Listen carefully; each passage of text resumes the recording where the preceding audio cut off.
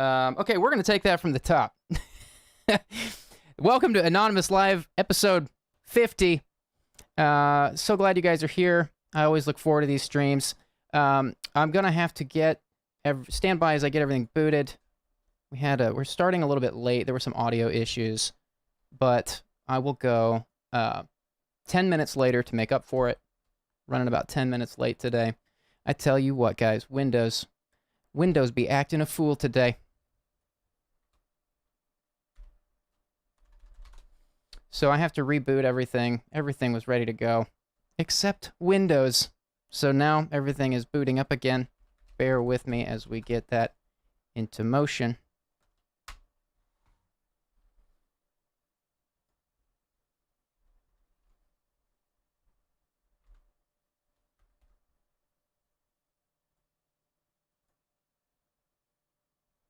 Everybody having a good week?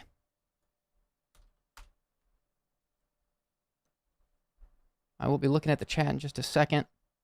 I'm admittedly just stalling a little bit, trying to get all this up and running again. So many things. Okay. Close here. Thank you for your patience. All right. Wow. I really do not like starting a stream that way, but it's okay. Could be worse. Could be much, much worse. There could be no stream. All right. Gotta get the phone lines open now.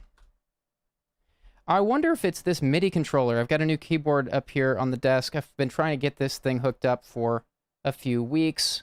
You'd be amazed how long it takes me to get certain things implemented here into the stream. But I think it's going to be a good change. I might not try it tonight because of the audio issues. It could have been the MIDI controller that freaked out the audio during the stream. I will look into that. It was admittedly a bit of a Hail Mary trying to get it to work this last minute. I didn't test it or anything, so maybe I threw too much at poor Windows. Poor Windows. So easy to freak out. Okay. We are rocking and rolling. We are ready to go. If you're new here, this is a place where we'll be taking anonymous callers for the next 2 hours. We give people anonymity so they can share about anything they want. People can make a confession with their time on the stream. They can talk about something difficult they're going through. They can just get something off their chest or use the chat and I as a sounding board. However you want to use the call is up to you, but we just ask that you remain completely anonymous. No names, no locations, no names of anybody involved in your story. If you do end up mentioning a name or a location, you get toasted, which means I hang up on you. Sounds like this, except you don't hear that on the phone because I've already hung up. But we do that to protect your anonymity so that in case you share something here that you don't want to be on the internet anymore one day, you don't have to worry about that. So this way people can feel completely safe getting into whatever it is that is on their mind. And with that, we've got some calls coming in, so we're going to jump right in. Hello, thanks for calling. Hello? Can you turn your speakers down? It's calling, buddy. Hello? How you doing? How's it going? Good. Did you mention a and name? And you, sir? Did I say a name? Yeah. I said, how you doing? Or Howie Mandel. For a second, I thought you said, hi, it's Colin. And I was like, well, now I have to toast you. What's going on? What's on your mind tonight? H-I-G-H is Colin. Can we start with your age and a reason for the call? I will be 40 at the end of this month. And happy early birthday. Thank you, sir. I've called a couple times. I'm memorable in my own way, but the only reason I called tonight, not saying that life is grand on this end of the spectrum, but I actually wanted to know how Julian is doing, and I hope everything is well. I'm doing well, but this is not about me. This is a place for people to get something off their mind, off their chest. Um, so I try to keep focus off of me during these calls. Is there something that you wanted to talk about tonight? I also can't use this place in the same way as the callers because there's nothing anonymous about me. So it would be pointless for me to. Oh, that is true. I didn't think about that. Nope, that's all I had, man. I just wanted to make sure we're doing okay and get to the rest of the callers, and I hope you can help some people tonight. I appreciate it. Take care of yourself. Later. Okay. Now I've got to open up the lines again. Guys, please do try to keep... I'm going to call that a light toast. That's a toast count 1. Please, guys, if you're calling in, be prepared with something on your mind. If I have to close the lines and open them again between calls, it really does slow things down. It does mean a lot to me. You guys ask how I'm doing here. That does mean a lot to me, but of course I can't use this place in the same way. I wish I could. That would actually be kind of cool. Maybe I'll record my voice sometime and I'll plan a staged call and I'll talk to myself. Wouldn't that be something? That was a joke. I will not do that. Oh, my video is frozen. People are saying. Wonder why that is. Oh, I see it here. Yeah, why'd that happen? Let's see here. Stand by, guys.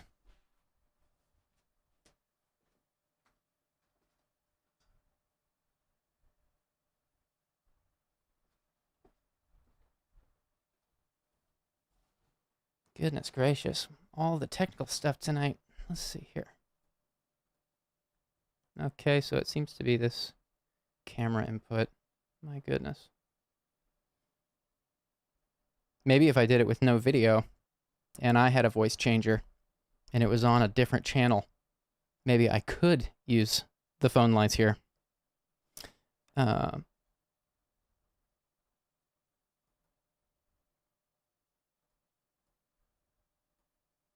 Okay. There we go. That should have fixed it. Goodness, Windows tonight. I tell you what. This is bonkers. Okay, we will get into some calls here. I see that super chat from Bean Conscript. Thank you so much. Okay, now I think that's got to be nothing else could go wrong, right? Everything just went wrong. All right, we're going to get into a good flow here. Lines are opening. Ain't no thing. We are good to go.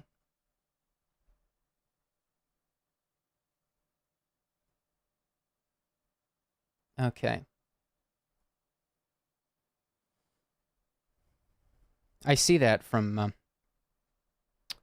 Apollo for a Better Future, asking, is it Windows or the software? When I did this on my Mac, I used all the same software, so it has to be Windows. Of course, on my Mac, I had to deal with dongles. All right, we've got a call coming in. Here we go. Oh, I missed it. Okay, maybe they hung up. Okay. Goodness gracious. Hello, thanks for calling. Hi. Hello. Wow, I really didn't expect to get through again. And just before I say anything about me, I just want to thank you so much for doing these things. I know it's not about you, but I needed to say that. No problem. I'm happy to be here. I look forward to these streams. Did you say you're a return caller? I actually am a return caller. Okay. Can we start with your age, and then maybe you can jog my memory a little bit if it's if you're calling for, if it's helpful to jog my memory, you can feel free to, or you can leave it out. Whatever you want to do is fine. Yeah, sure. Well, to start off, I am 30 years old. Okay. I know one of the last times I called, I was calling about my family. I was homeless, not really homeless anymore, but it's also not a permanent place, so it's kind of still, everything is up in the air. I know when I was talking about my family, I mentioned that I want to have a good relationship with my family, but I don't really have that, and I didn't really know why. We talked about some of my family stuff, like what went on when I was a kid and stuff, and we got into that a lot. I know we talked about, because I have panic disorder, and so we talked about that and about maybe why I kind of have that disorder. Okay, I do vaguely remember this.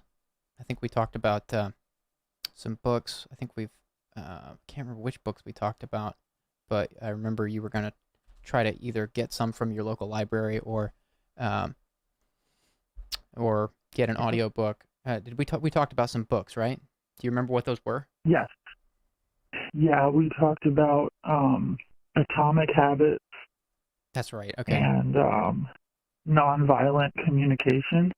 Oh yeah, that's right. Okay. Yeah. So are you calling with a positive update or some? Did the plot thicken? Or I'm glad to hear you got uh, some shelter, even if it's temporary. Glad you're not on the streets. So what's on your mind tonight? Yeah, I guess like it's kind of both, like what you said about like the plot has thickened a little bit. I I don't what I know what I want to talk about is more about my family again. Specifically my sister. She doesn't want to,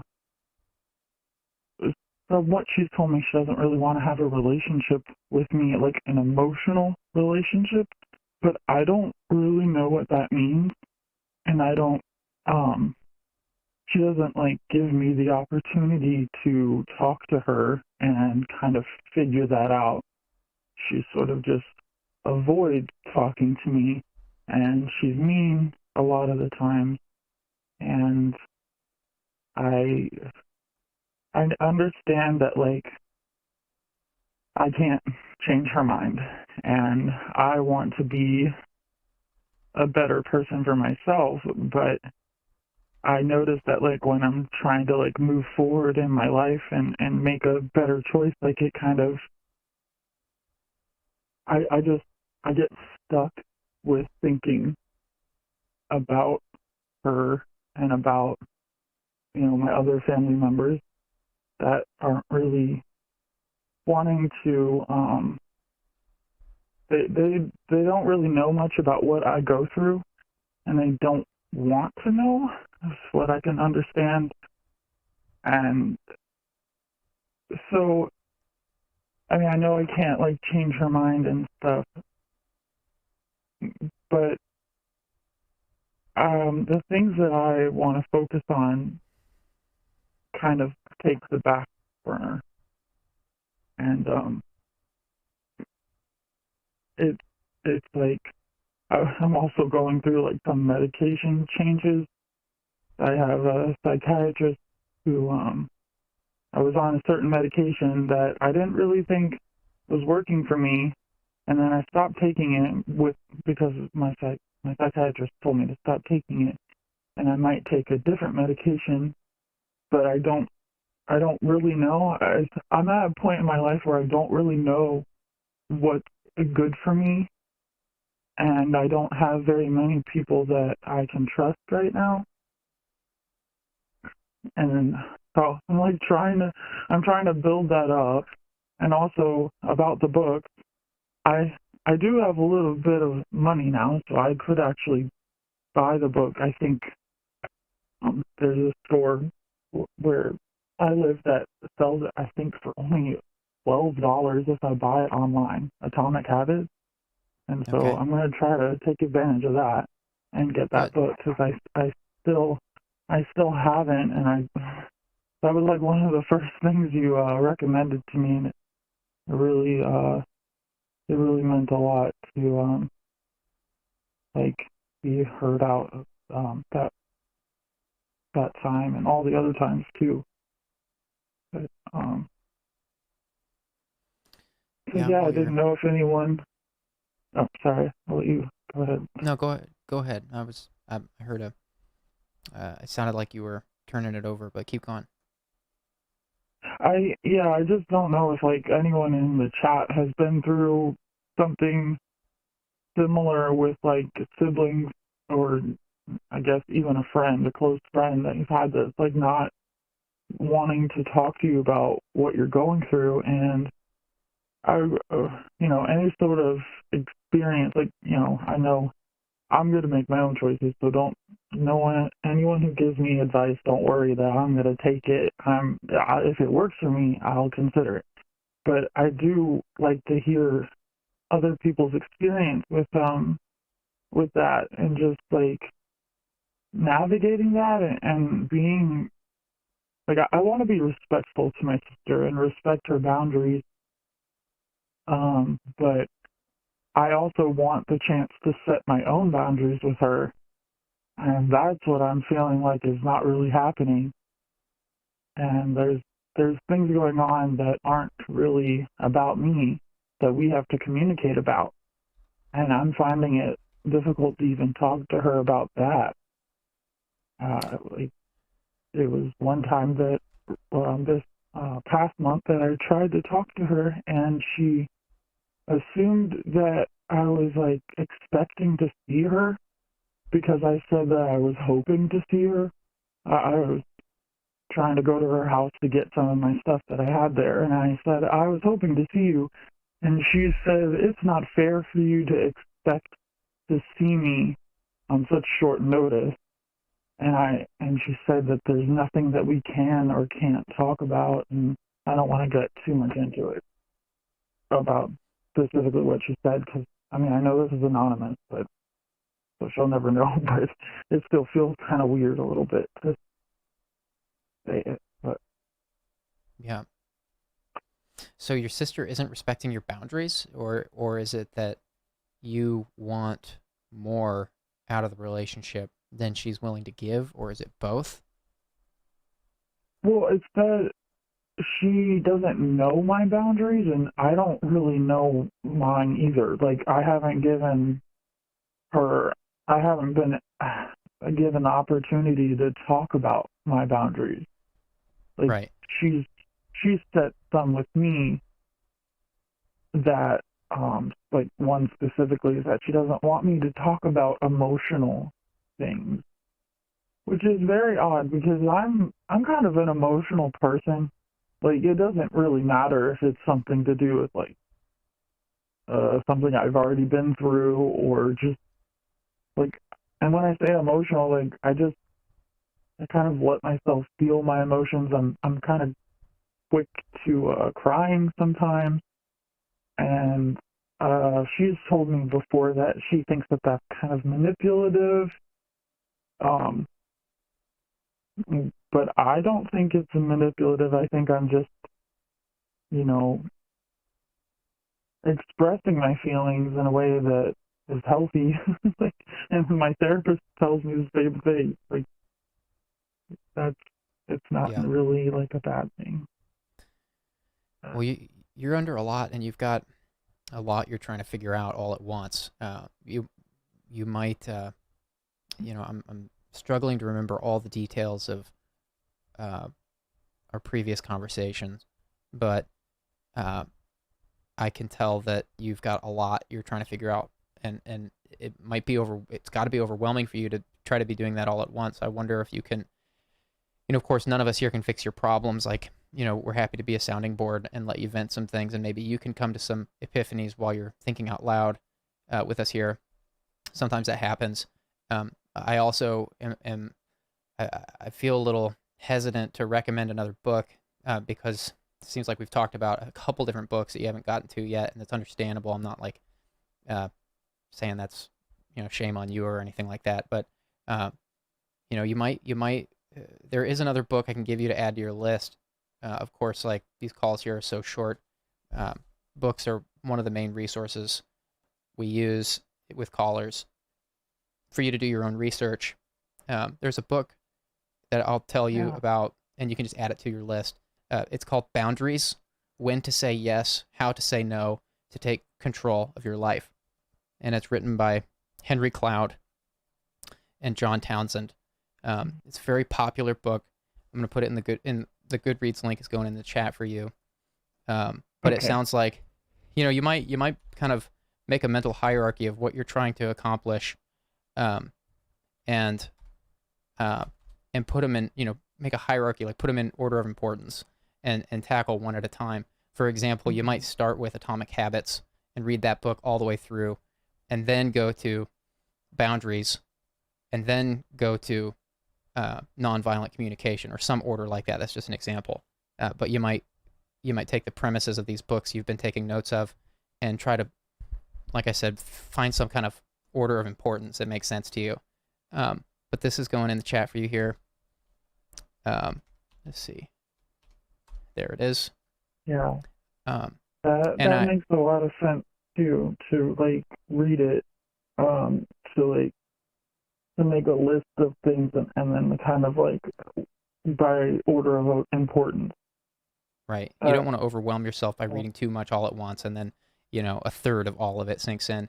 You want to give if you're asking me, I would say this is all very heady stuff, very big goals you're trying to realize. So I would say focus on one at a time. Atomic Habits seems like a great place to start, because it's just general, it's just general prioritization skills that it teaches you, and it's kind of like it's a very reflective book. So I think Atomic Habits, to come back to that book again, it might be the best place to start for you.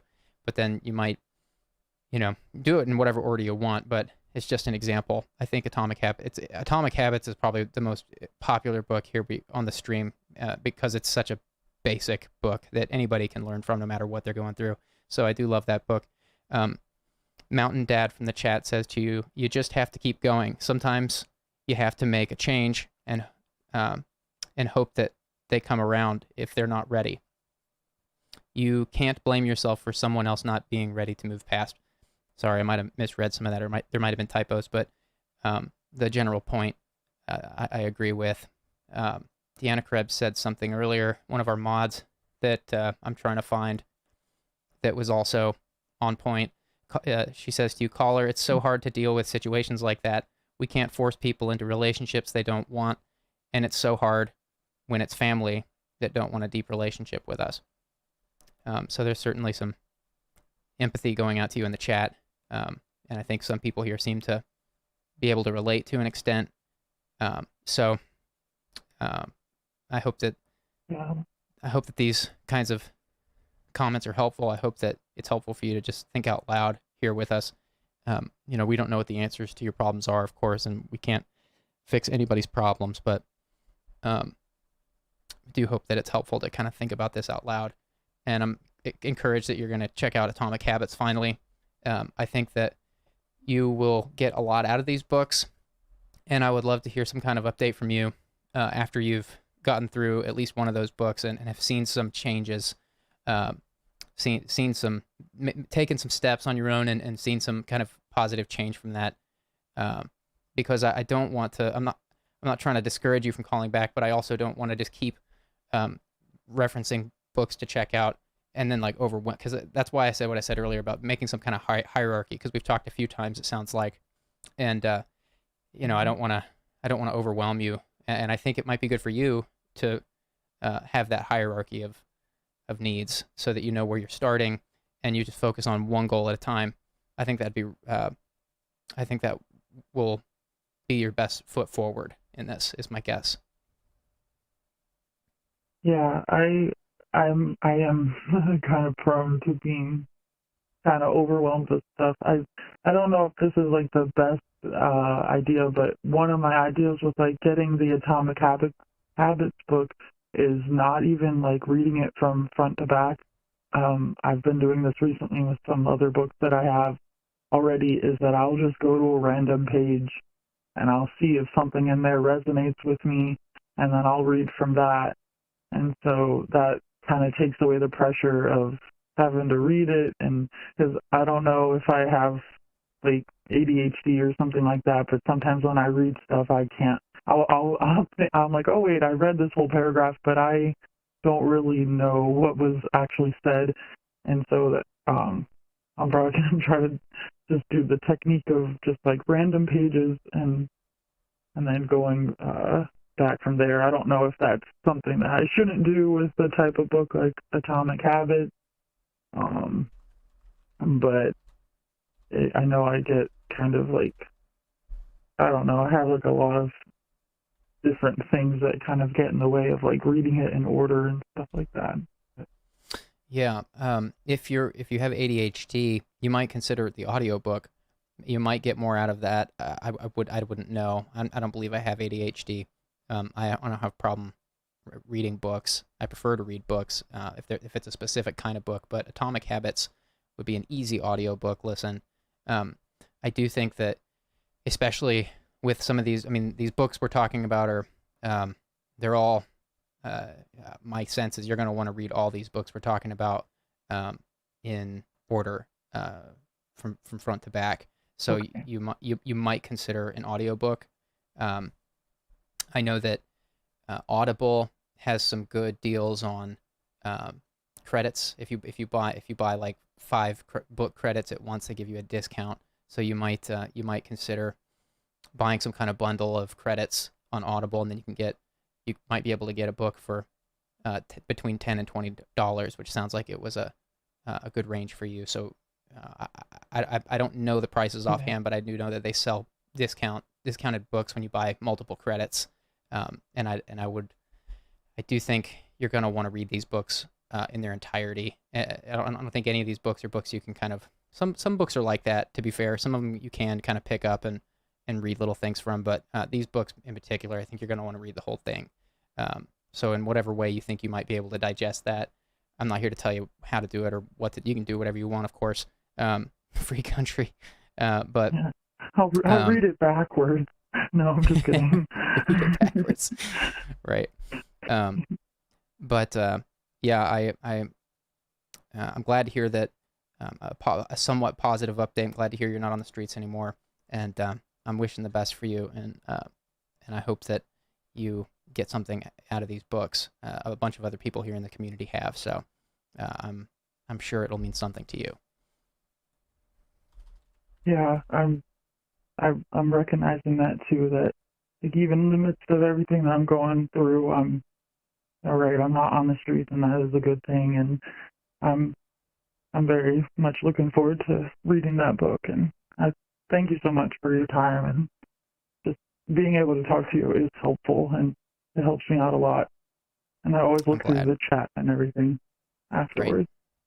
All right, we're wishing you the best and hope to hear a good update from you soon. Take care of yourself, and thank you. Call again anytime. Take care. Take care as well.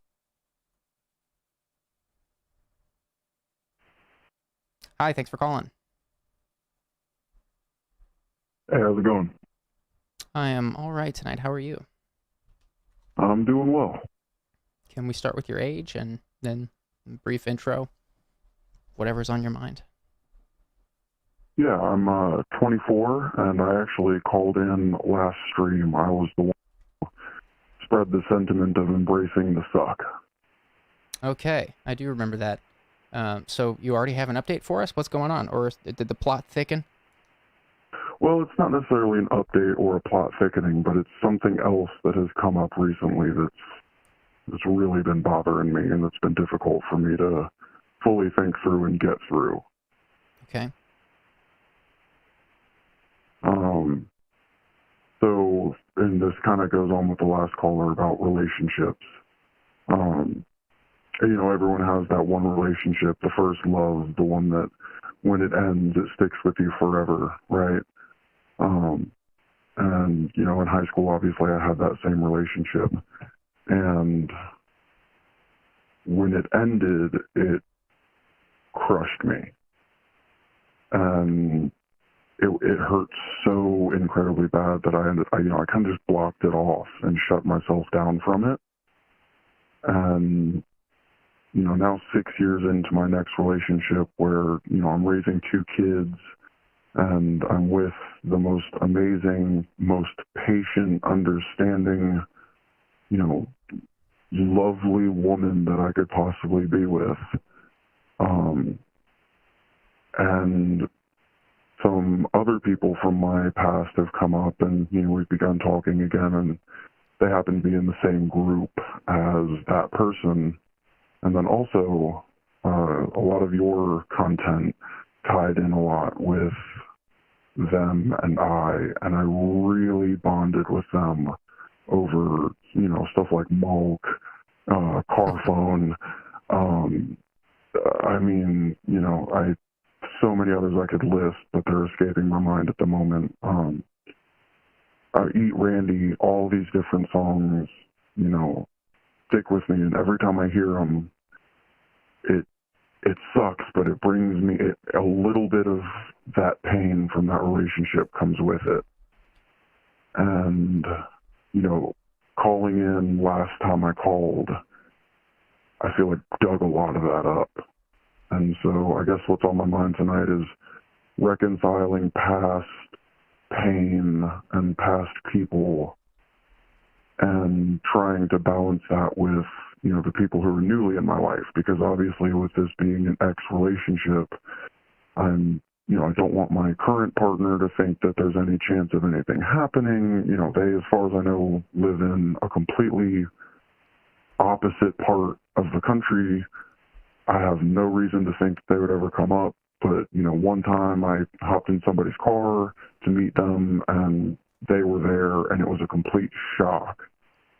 And it's hard to deal with stuff like that, and also make sure that my current partner knows that there's no chance of anything happening between us, and feeling guilty about still hurting so bad over a relationship that quite literally could not mean less to me anymore.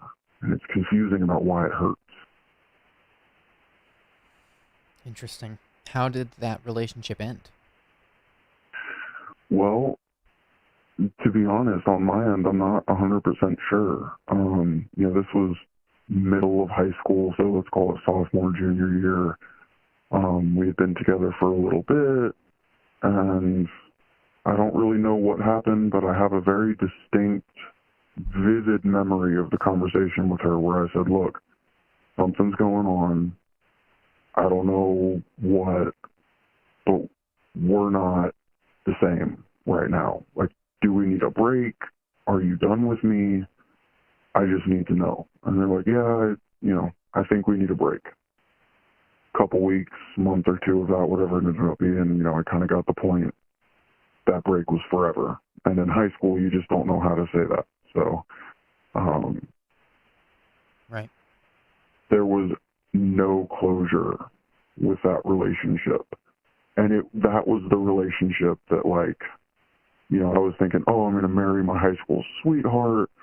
I had so many, in high school, everything goes crazy, and you're, all these plans, all these thoughts, and this happiness, and for it to all be crushed to me all of a sudden, and then just gone.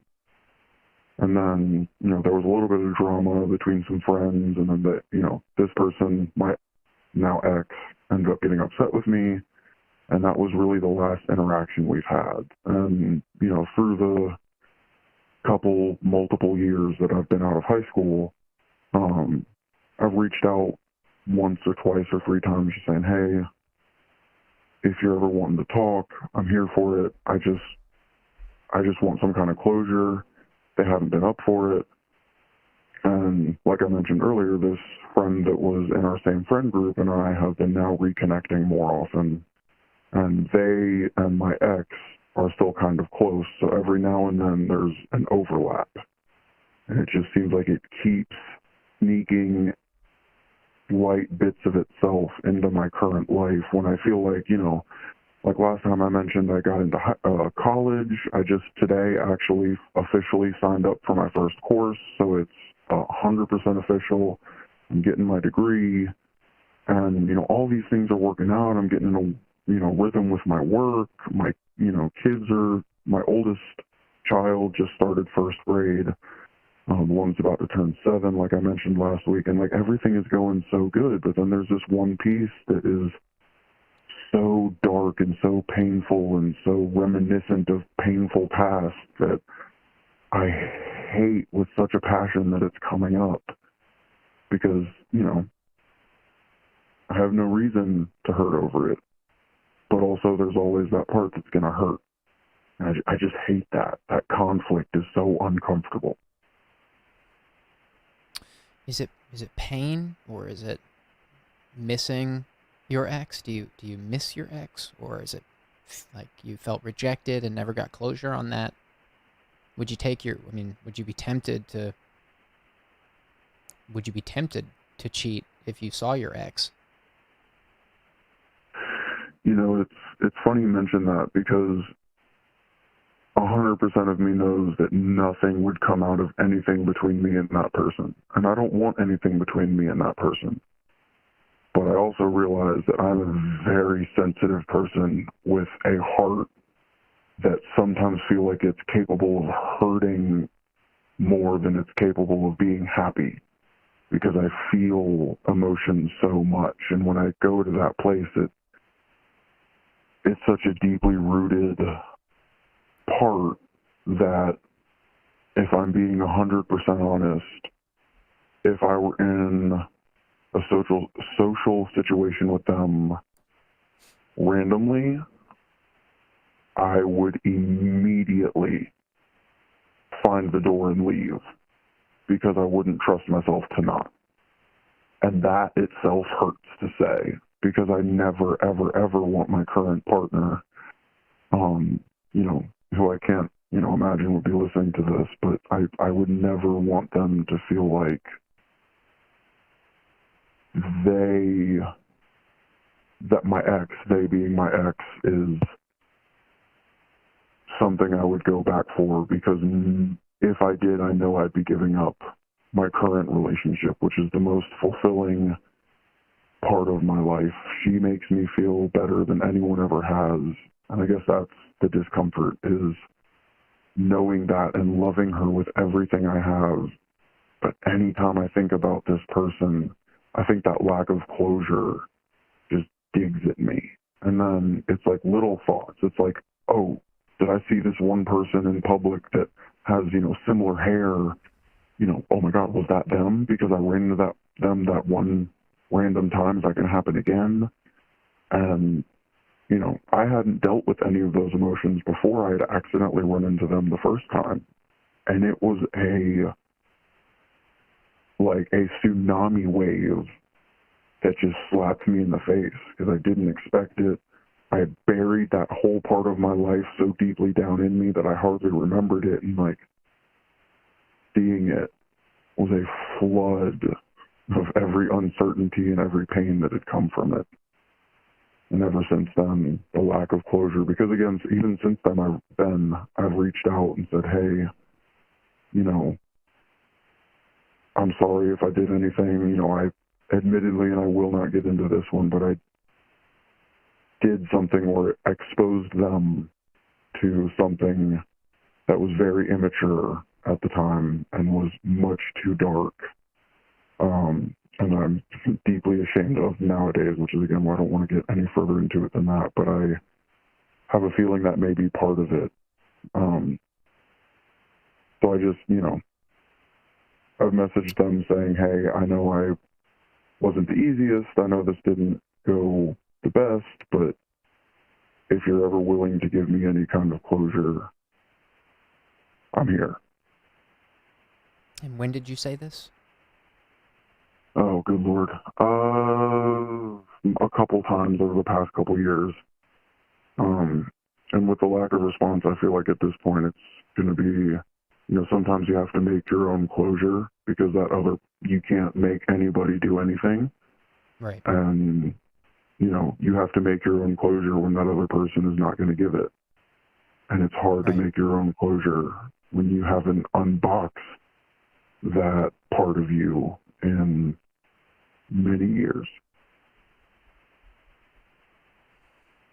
So something happened between you and your ex that you're embarrassed by, and do you think that could be why your ex isn't responding? I can't say that I don't think that's part of it, but I also have a feeling that's not all of it.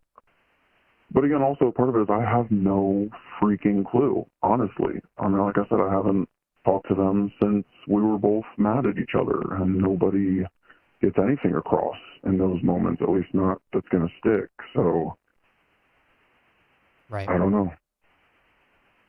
For those who are just joining, we have a caller on the line who is married happily with 2 kids and is in the happiest relationship he's ever been in, but it has been dealing with some emotions resurfacing towards an ex. There was never any closure to this previous relationship, and it ended in a strange way, ended kind of abruptly, and some feelings have been coming back.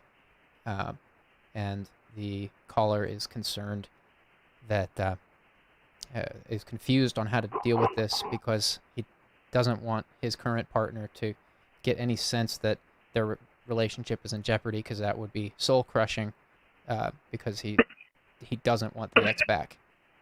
But seems like the caller is just dealing with some confusion around how the relationship ended, and there's some regret involved with the previous relationship, so that's kind of what we're talking about. And to you, the caller,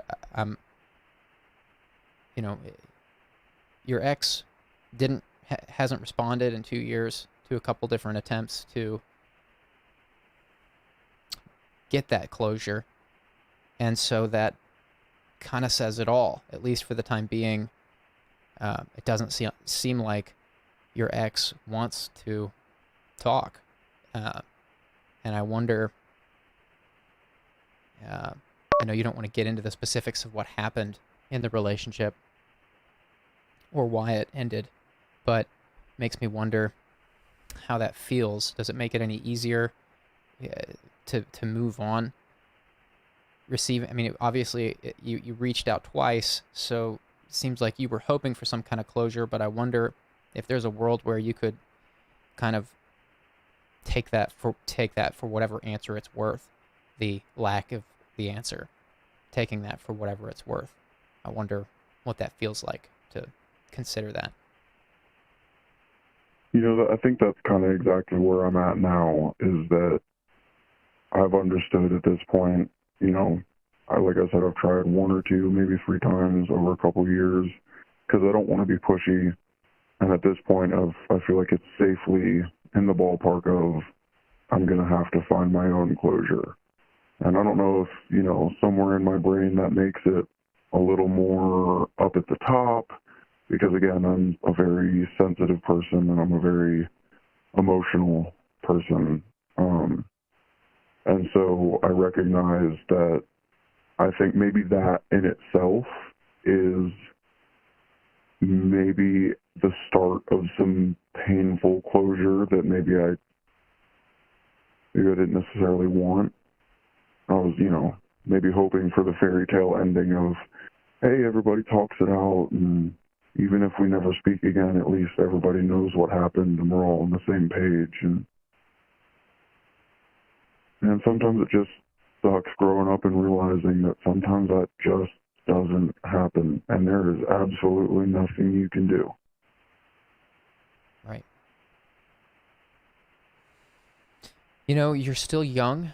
You're in your early mid-20s, and my gut says that this will get easier as you get older.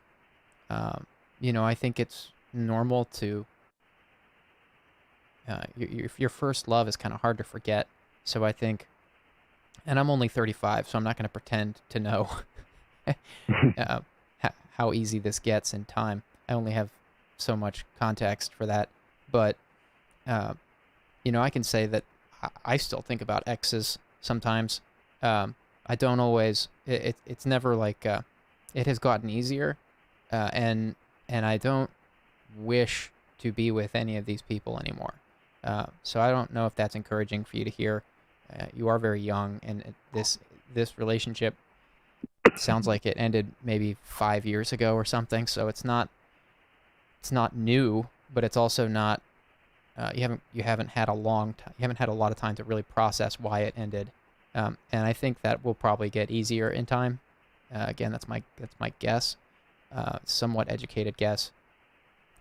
But I would say just, it sounds like you're really happy. It sounds like you got a lot going for you. It sounds like you have a beautiful family. It sounds like you love your family. So much that you said if you saw this ex in person, you would flee the room because you wouldn't want there to be any chance of feelings resurfacing, which honestly, I think that says a lot about you. I think it says a lot about your character, and I think it shows how much you do value your current relationship.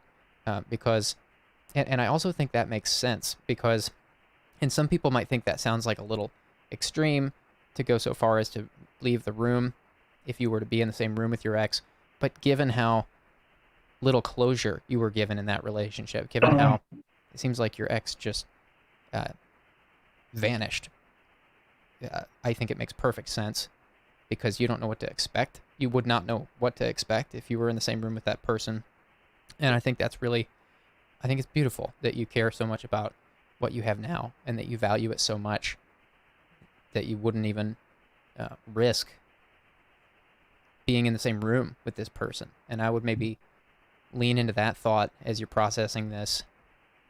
Lean into maybe thinking through why that is, what it is that would make you flee that room if you were there with your ex. And maybe in there lies some kind of peace or some kind of closure that you can find for yourself. Because I think the kernel inside that idea that you would flee if you were in the same room with them, I think my bet would be that it's because you know what you have and you wouldn't want to risk losing that because it seems like you're really, really happy. It seems like you've got a lot going for you and you're so young and you've already got a beautiful family. So I think, I don't know what that sounds like to you, but felt compelled to say that. No, I think that's a good point. I think the main discomfort comes from the sudden rise in the conflict because it's, like I said, the current versus the past and not wanting them to conflict, but also needing to reconcile that I have to get through the past to not have it bother me anymore. So there's an important part of, communicating with the present to be able to reconcile the past and fully get through the past and then go on with it. So, yeah. I think that's beautiful. I think it's also a very natural thing to reminisce from time to time on previous relationships. I mean, we give a piece of ourselves to these people. When we're in relationships, even friendships, we give pieces of ourselves to people. And so I think it's natural to remember from time to time people in our lives, people who have meant certain things to us. And the truth is that there may be another element at play. I could be way off on this, but I'll say it. Like is it possible there's an element here at play where you are remembering simpler times? I mean, you're now a family man. You have 2 kids that are at very demanding ages. I mean, they're not as demanding as when they're newborns. Your kids seem like they're at the ages where they're at least somewhat autonomous and can entertain themselves a little bit. But you're still very busy, I'd imagine, with school and all that stuff. All the things that go into raising small kids. So I wonder if maybe there's an element at play where you're remembering a simpler time where you were a teenager with hardly any responsibilities and this very free relationship. And I wonder if maybe there's a part where you're looking back on rose-colored glasses because of how simple that time was and how much more intricate life gets once you have kids and get married. I wonder if there's an element like that at play. I think there is for sure because, as I mentioned last time, kind of even the end of my high school through, getting into living with my current partner and at the time our one daughter and then later on the second, I think, my brain just stopped real quick. It's okay. Take your time. We were talking about simpler times and maybe looking back with rose-colored glasses. Yeah. I think you're right. I think with my, I was kind of ripped out of high school, and I went to a wilderness therapy program. And then from there, I went to a boarding school, which was, again, not the same as my high school. It was an all-boys school. And then from there, I went to a kind of middle ground living situation, and then I moved in with my partner. I think there's definitely a part of me that now is feeling settled in feeling like, okay, I kind of know what I'm doing on my own, and I kind of wish I didn't have to, though. But I think you're right. I think the rose-colored glasses and thinking back on simpler times and growing up and realizing maybe how much I took that for granted and just how special that time was, and, transitioning into being an adult and being a fully autonomous parent, student, adult, husband, human that can be proud of who they are.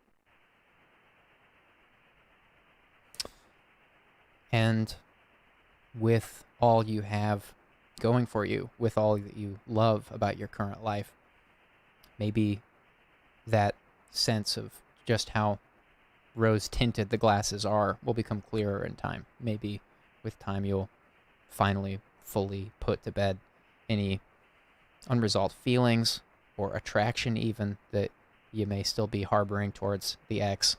I've heard you gush over your family here on this call, so I fully believe that. I believe you when you say that you don't want that life back. You don't want the ex back. You really want what you have now. You just want the feelings to go away. You want the feelings to stop.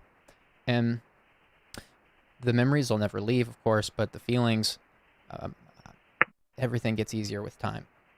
And this seems like something that just resurfaced recently. So, I would think of it like a muscle, maybe that picture helps. This is not a muscle you've had to exercise very long. Being a family man while having these feelings and memories of lack of closure resurface, the more you focus on what you have now, again, maybe with time, it'll become more and more clear how rose-tinted the glasses are. Yeah. It's amazing how simple this platform of just speaking openly can bring so much clarity. I like how you mentioned the rose-tinted glasses becoming a little bit more clear with time and recognition. For whatever reason, that little analogy says something. Sometimes you just need a little bit of a different angle on what you're looking at, and I really appreciate that. Well, I'm glad that you called in. I'm sorry it was my videos that made this resurface for you. That's kind of odd. If anything, your videos and this recent thing have spurred the growth that is needed to happen for a while, and I think this platform has also helped with that as well. So you didn't bring anything bad. You were a catalyst for the change that has been waiting to happen for a while. So if anything, thank you for having this open space where I can do that. I'm glad that you're using the space. And I want to highlight something from the chat. Johnny Peebles says to you, I was fortunate enough to get closure eventually. It took 4 years after the breakup, but sometimes it's best to live as if you'll never get that closure and consider yourself lucky if you do get it. And I think that's a great sentiment. And I think it's true. So thank you, Johnny Peebles, for that thought. And to you, the caller, wishing you the best. And just know that you can call here again anytime. Glad that you're using this space. Thanks again for sharing. Thanks for being real. Thank you. Thank you, Julian, and thank you, everyone, for watching. Y'all, everyone have a great night and much love. Take care. You too. Okay, chat. Gonna open up these lines. And we are going to go a little bit later tonight. Had some technical difficulties at the top, so I'll go about 10, maybe 15 minutes later to make it up to you. Thank you guys so much for your patience at the beginning of this stream. What is going on? I would love to think there will be a week with no technical issues one of these weeks. Hi there, thanks for calling. Hi. Yeah, I called actually the last time that you streamed. 41 years old. And I had called about, the fact that I have autism and I have, I've had a few breakup issues, and I'm bringing that up because, especially because of the last caller, as soon as I saw that you went live, I'm like, oh my gosh, this is cool. I was actually intending on just listening, but I wanted to bring a message to the last caller that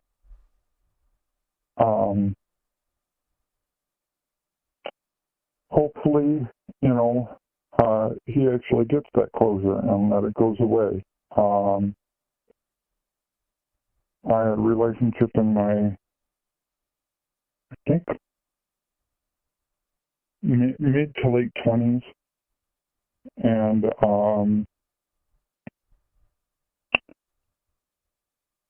the girlfriend, she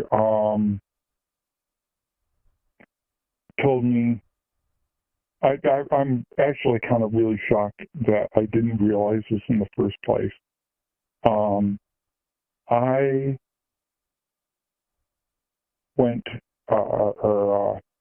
she was wanting to go to a party college, and I'm like, oh, cool. And just, especially with the autism, it was very difficult for me to grasp basic things, like, okay, party college, okay, all right, that should have been a real big hint. But she told me specifically that she was going to her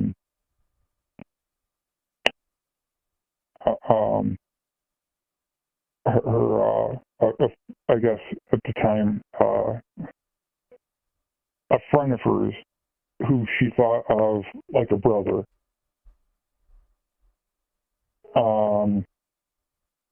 And I kind of asked her beforehand, like, okay, so like, so you don't have any like feelings for him? And she's like, no, that would be gross. And then come to find out, I found out from actually a friend of mine who got me, who got us together to talk. We,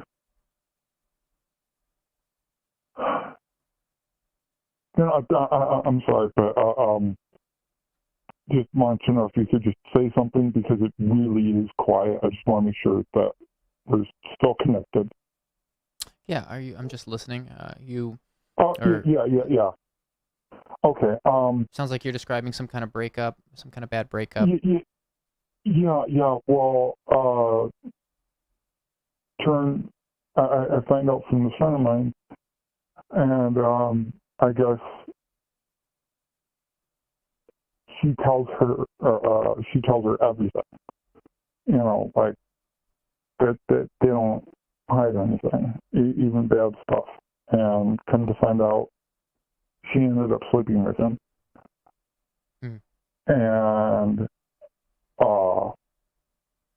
for, oh my gosh, like a week or two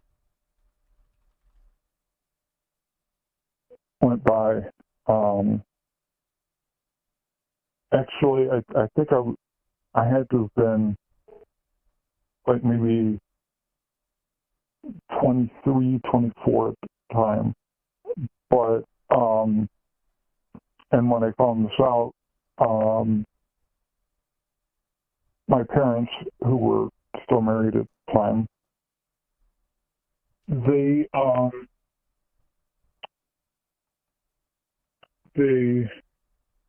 had to go somewhere. And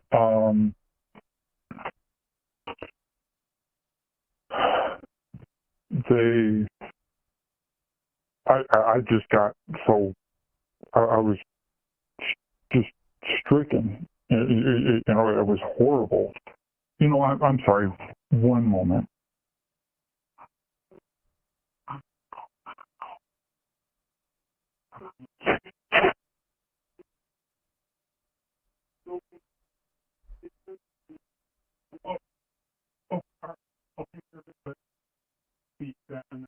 We're holding for the caller.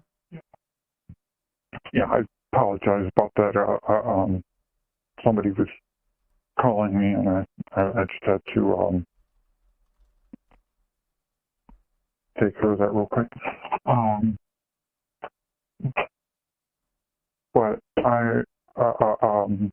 so my brother at the time, he was like 16 or something, like maybe 15, and my mom she didn't want me to leave him alone. Actually, he might have been more like 12 or 13, but he so I felt like I had to go for a walk. I had to. I mean, it was it absolutely killed me. And then when I found out I couldn't go out, and my parents were like, felt the devastation with me, but that it wasn't just they were going out on a date or something, that there was somewhere where they had to go. And so yeah, for about 2 weeks I was just almost completely dead inside.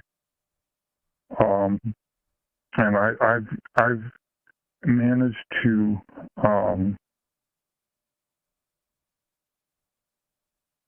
like over time just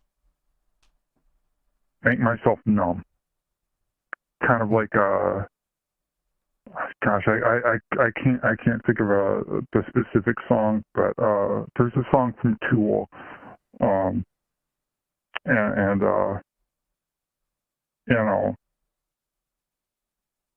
not only that, but just other songs that really envelop the feeling. But either way,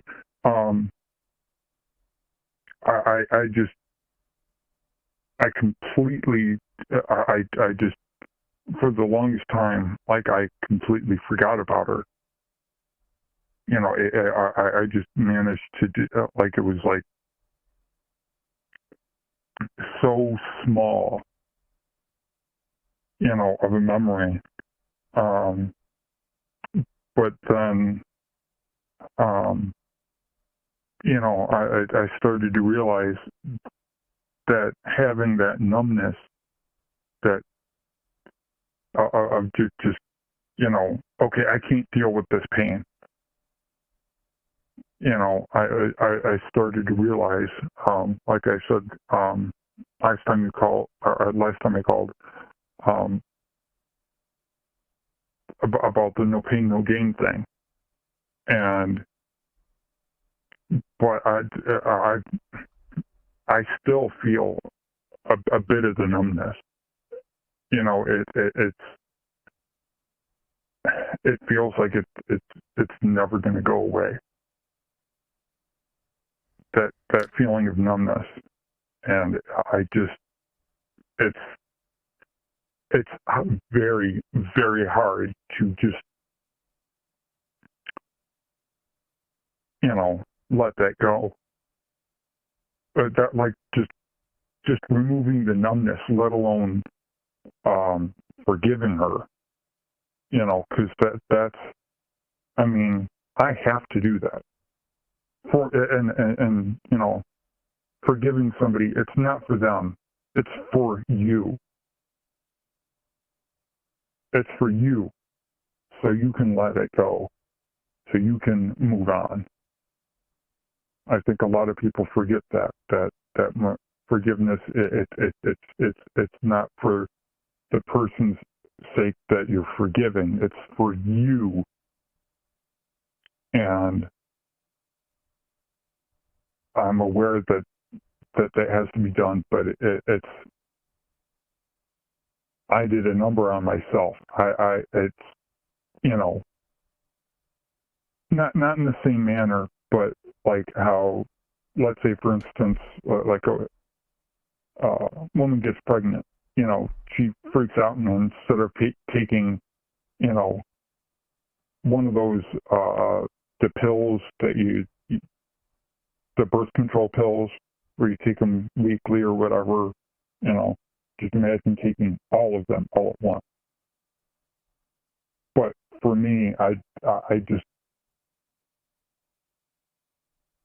mentally, I like overdosed on numbness pills, you know, not in the literal sense, but in the metaphorical sense. I let it get to me, and I'm slowly letting it myself get back. So it's a very difficult thing to deal with, but like the last, or like the one person that made the comment of sometimes it's better just to, you know, not have the closure, because do you really want to know what they're going through right now? I mean, just maybe they're feeling like, you know, yeah, I can't believe I finally got rid of them. You know, I mean, do you want that? You know, I don't. And so you've been numb from being cheated on. Is that what I'm hearing? You've carried this numbness absolutely for over a couple decades, it sounds like. Or about nearly a couple decades. Yeah, and other additional things, but that was the thing that really set it off. Right. You know, I actually ended up making. I ended up getting on the phone with her, and she ended up telling me she got pregnant, and I'm like, I told her, and I really meant it at the time. Look, I don't know this other person, but you tell me if anything happens, or you know, if he doesn't want to deal with a child, he's not mine. I will do whatever I can to help you. I will help. And then I ended up finding out she ended up having not an abortion, but not stillborn. You know what I mean? She had a miscarriage. The baby didn't make it. Yeah. And even at you know, when she called me to tell me, you know what happened, like almost like the day after, I basically forgot about the fact that she even called me, and she called me, and I'm like, what do you want? And she's like, I called you because you told me to tell you, you know, something happened. Well, it didn't make it. So I ended up berating her. I'm just like, my brother, he was actually telling me, when are you guys going to get married? You know, I really like her. You know, what am I going to tell my brother? you know him. How am I supposed to deal with this now? And now going back to it, I feel really horrible because she was crying hard. Like she realized it far too late. And like, it was a horrendous thing, for me. And come to find out, another friend of mine, they're engaged, but as far as I know, they're still engaged, and that was like 5-10 years ago. And it's just, I hope that she doesn't cheat on him and ruin his life like she ruined mine for the longest time. It's just like the old saying, shit happens. And what do you think will heal this for you? I agree. I agree largely with what you said earlier, that forgiveness is for you. I also think that street goes both ways. I think there are many cases. I think there are many cases where you don't get an apology, and you do forgive the person regardless, just for yourself. I think that's what you were getting at. Yeah, you make a very good point there. But yeah, just with that last caller,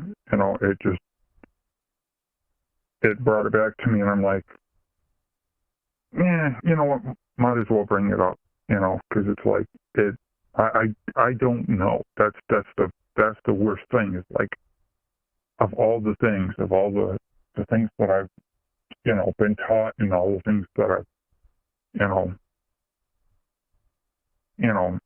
other friends that have dealt with certain things too, it's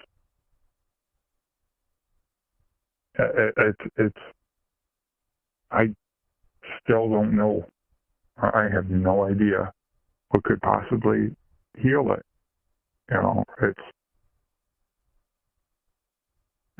It's still there. It's definitely still there, because it's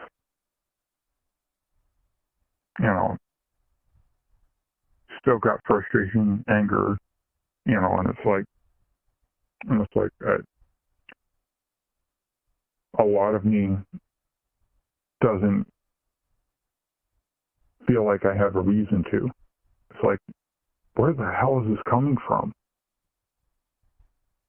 I mean, I've got a permanent house now. I'm able to help out my mother. I'm able to do a lot of things, and it's,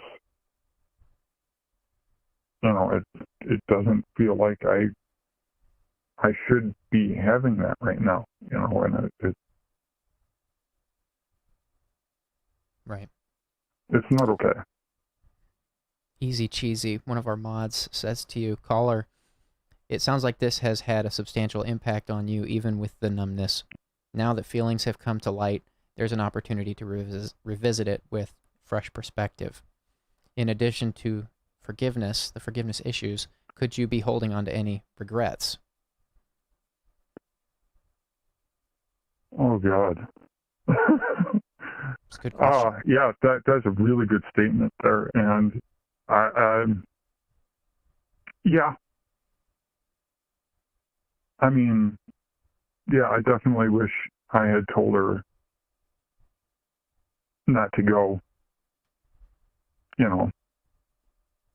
I mean, part of me had a bad feeling about it. A lot of it was just the fact that I'd miss her, but Right. Well, it doesn't sound like she treated you very well. What do you? I don't know. No, that's the weirdest thing, because I mean, she listened to me. I mean, it was kind of odd, because we had almost, I'd say closer to 50% of differing opinions, but, probably more like, 55%, maybe even 60% of differences, um, different values, but, it didn't matter. I didn't care because honestly, he was my first real love. And now I think about it, kind of like my only one, I have a friend that's a girl, but we're not together, but, I feel really close to her. She's almost like my best friend, but she's had a lot of hardships.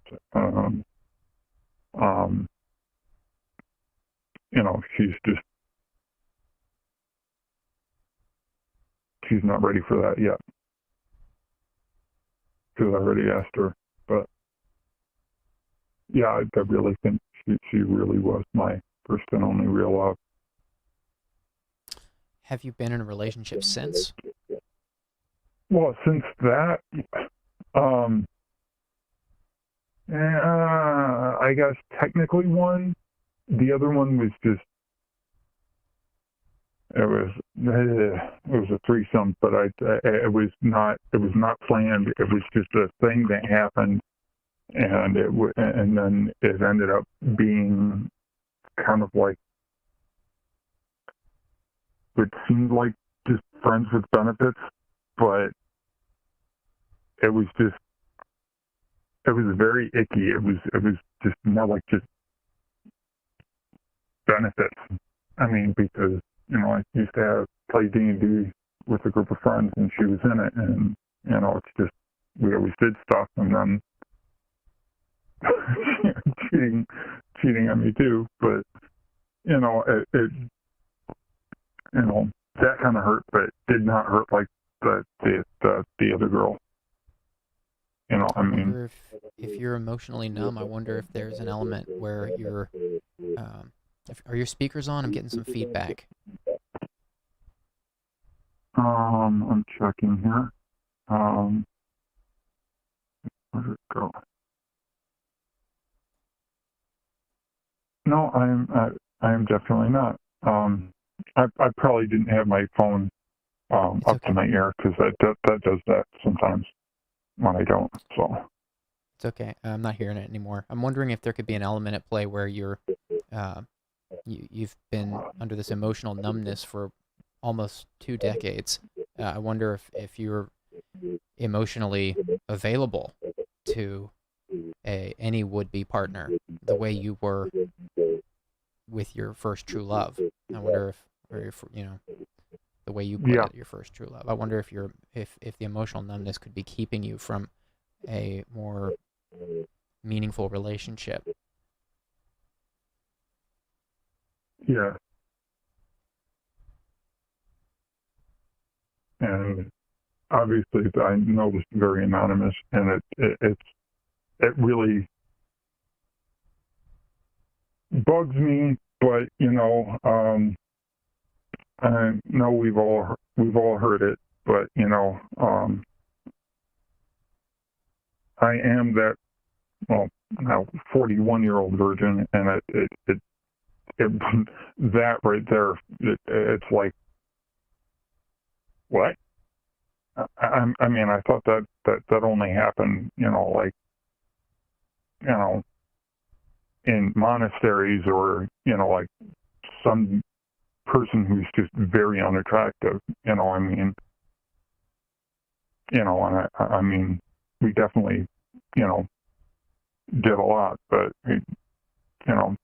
never went all the way. So, and that kind of, I think makes me feel like, am I ever going to be in a relationship? Because it's like, I've been thinking of asking, like, would you be my first? And it's like,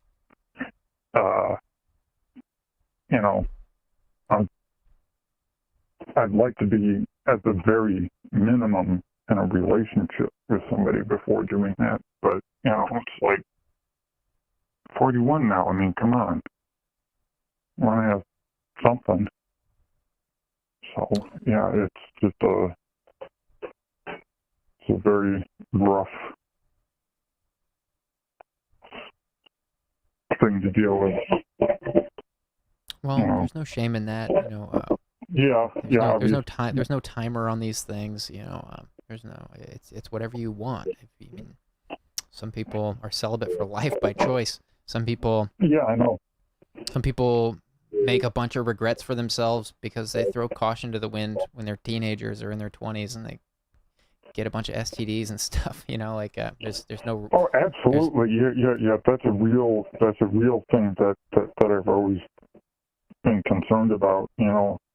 And especially because, you know, I was with her, you know, I guess, well, I know I never actually asked my doctor about it because he's my family doctor. And I mean, my family doctor, he's like a second father to me because, I mean, it used to be where, you know, he literally want to make an appointment with me just to see how I'm doing, you know, how's life going, because he knew my dad, or, well, he still does.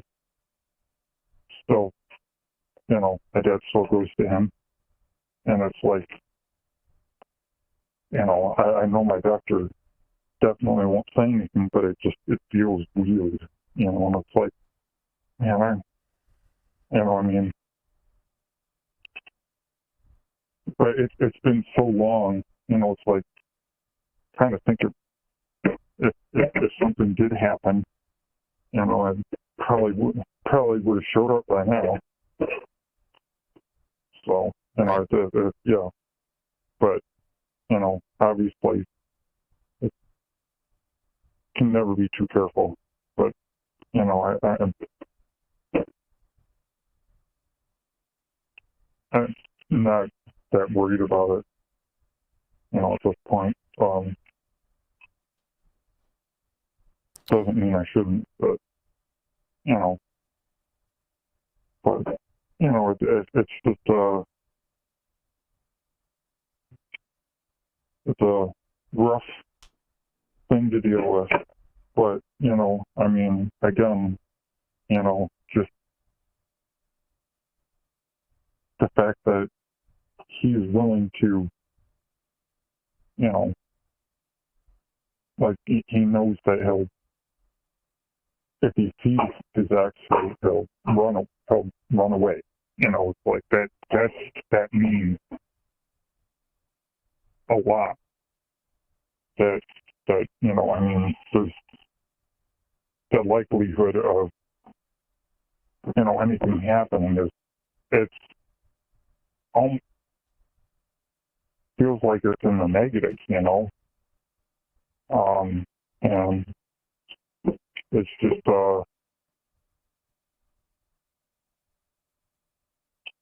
sometimes it's just you have everything you need. And, you know, I mean, just because you want something doesn't mean it's good for you. You know? Right. Definitely. Yeah. And maybe, you know, attempting to get that closure, you know, it might potentially cause more ache. That's a good point. It could. Yeah. I do want to encourage us to keep the focus on your call. If you have thoughts for the other caller, put it in the chat, because we do have a 30-minute. We try to keep calls to 30 minutes here. We are coming up on the 30-minute mark, actually. I want to open. Yeah, absolutely. But if you have thoughts for the other callers, the chat is the best place to put that. Because we don't know if the caller's even still listening. All we know is that they'll be going back and looking at the chat. At least most of the time they do. Yeah. But Yeah. you're certainly working. I bet. You're certainly working through a lot, and you have a lot to think about. And I'm really sorry to hear that you've been carrying this numbness for so long. I can't imagine what that's like to carry something that long from your 20s into your 40s. And but it does sound like there's maybe some forgiveness that is still left to be thought through, and it sounds like maybe it could be pretty dense. But I do think the numbness could be tied to the forgiveness. I mean, whatever you can do to release yourself from that chapter of your life and put it in the past. I don't know if what I said to the last caller applies to you at all, but maybe you could be looking back with rose-colored glasses because, again, it was your first love, and it sounds like it was the closest you ever were with a partner, and there could be it could also be much more complicated than just those two elements, but for some reason you've got this emotional numbness, and I would hate to think that that's going to keep you from being emotionally available to another partner, since it sounds like you want that. It sounds like what you really want is that intimacy, and sounds like you want to have sex. So, the emotional numbness is kind of in the way. Yeah.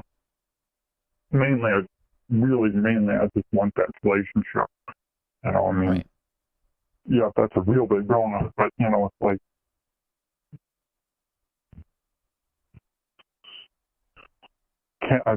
that's not everything. Of course, yeah. Mm-hmm. But yeah, I'll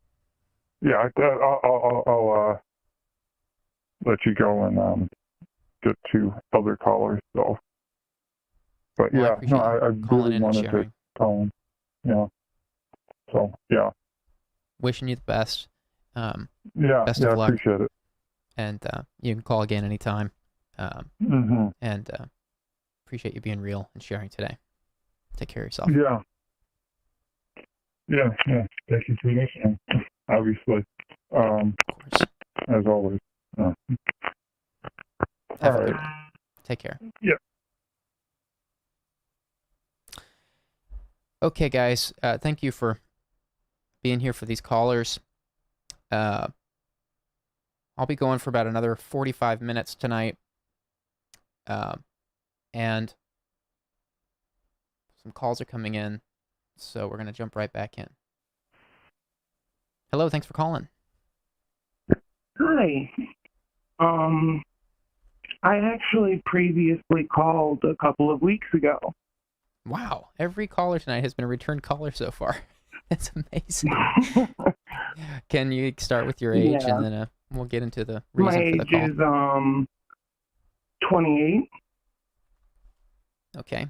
I was I talked a lot about my schizophrenia and how my partner wasn't there for me through it and stuff like that. Okay. I do want to apologize though, because last time we were in a call, I feel like I talked at you more than talked with you. But I think it's because I was going through a schizophrenic episode during the time, and I just needed someone, so you really, really helped me. You kept me grounded, and I just really appreciated it. No problem at all. I don't remember any negative vibes. So, what's on your mind tonight? That's good. Honestly, what's on my mind is the fact that I feel like I'm falling apart. Like, physically, mentally. I just feel like I'm just falling apart. Like, my health is not in a good place. I recently had to have a surgery because there's a skin condition called HS. I don't know how to pronounce it, and I'm not going to try. And I have that, and it affects my armpit, and my right armpit had a chronic abscess in it. And since it was chronic, the only way to get rid of it was to have surgery. I thought I was getting surgery to get better. I'm now in a worse position than I was before I had surgery because I have a gigantic hole that just like leads directly to my inside. Like it's not pretty, and it's very infected, and it just hurts because I thought it was going to be getting better, for at least a little while, but instead it just got worse. My goodness. Yeah. Is there anything the doctors can do for this condition? I'm looking at it now, HS. I'm not familiar with it. Yeah, there's things that I can do and doctors can do, but if it gets to the point where it was chronic, the only thing is surgery. And that was rough on me to accept because, let's just put it this way, I thought it was really stupid to need to have surgery in my armpit. Because I was just like, of all the places to need surgery, your armpit, that's where you need it. And it was just frustrating. But I eventually got it done and went through it and everything. But it just, like I said, it's just gotten worse. So much worse. And the doctor, I got in contact with my surgeon. She has me on antibiotics. So that's a good thing. And I go see her again in a couple of days so that she can check up on me. But I have a really bad feeling that I need surgery again. And that just really breaks my heart because I thought I was done with this for at least a little bit. Just a little bit of time. Because there's always a chance it could come back. But I just thought it would prevent it for a period of time. I didn't think it would come back right away. I see. Is this hidradenitis suppurativa? Yes. Okay. Yeah, I'm not familiar with this. Yeah. I'm glad to hear that you are getting some medical attention. I'm sorry that you're not further along. It sounds like it would be really discouraging to go through surgery again. I can literally only imagine what it's like experiencing that while dealing with schizophrenia. And I don't know what it is that you need. I'm glad to lend you a space just to share here about what your experience is like. Of course, I doubt any of us here can fix any of these problems, and we're not here to fix problems. We can't fix your problems, but happy to lend a listening ear and encourage you. I certainly don't want to hear you give up on yourself when your body needs you now more than ever to keep fighting. I know it sounds like you're really tired. It sounds like you're really exhausted, and that's understandable. Yeah, I do feel really tired and just exhausted because I'm really tired of being depressed. That might sound silly, but it's just like I'm really tired of being depressed all the time. And I'm tired of depression sucking the fun out of everything in my life.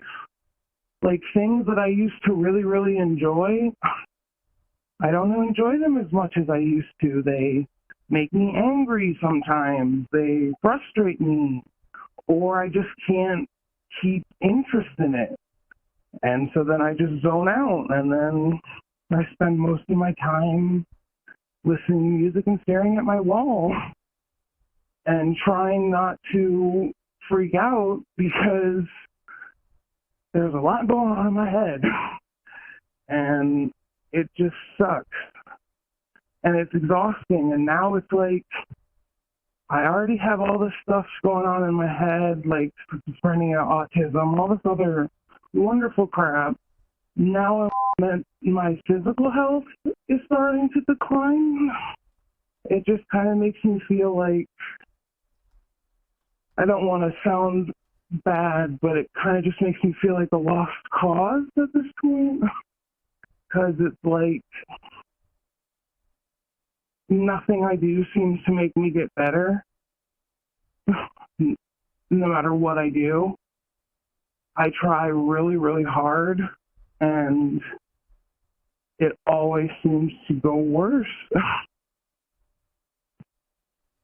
I don't want to give up on myself. I want to learn to be able to love myself, but it's really difficult when everything within me and everything in my head just tells me I'm not worth it and that I deserve to be in the position that I'm in. You certainly do not deserve to be in the position you're in. You certainly do deserve better. You certainly do deserve to love yourself. In fact, your body needs you to love it right now. And I'm not looking to argue with you. I don't want to...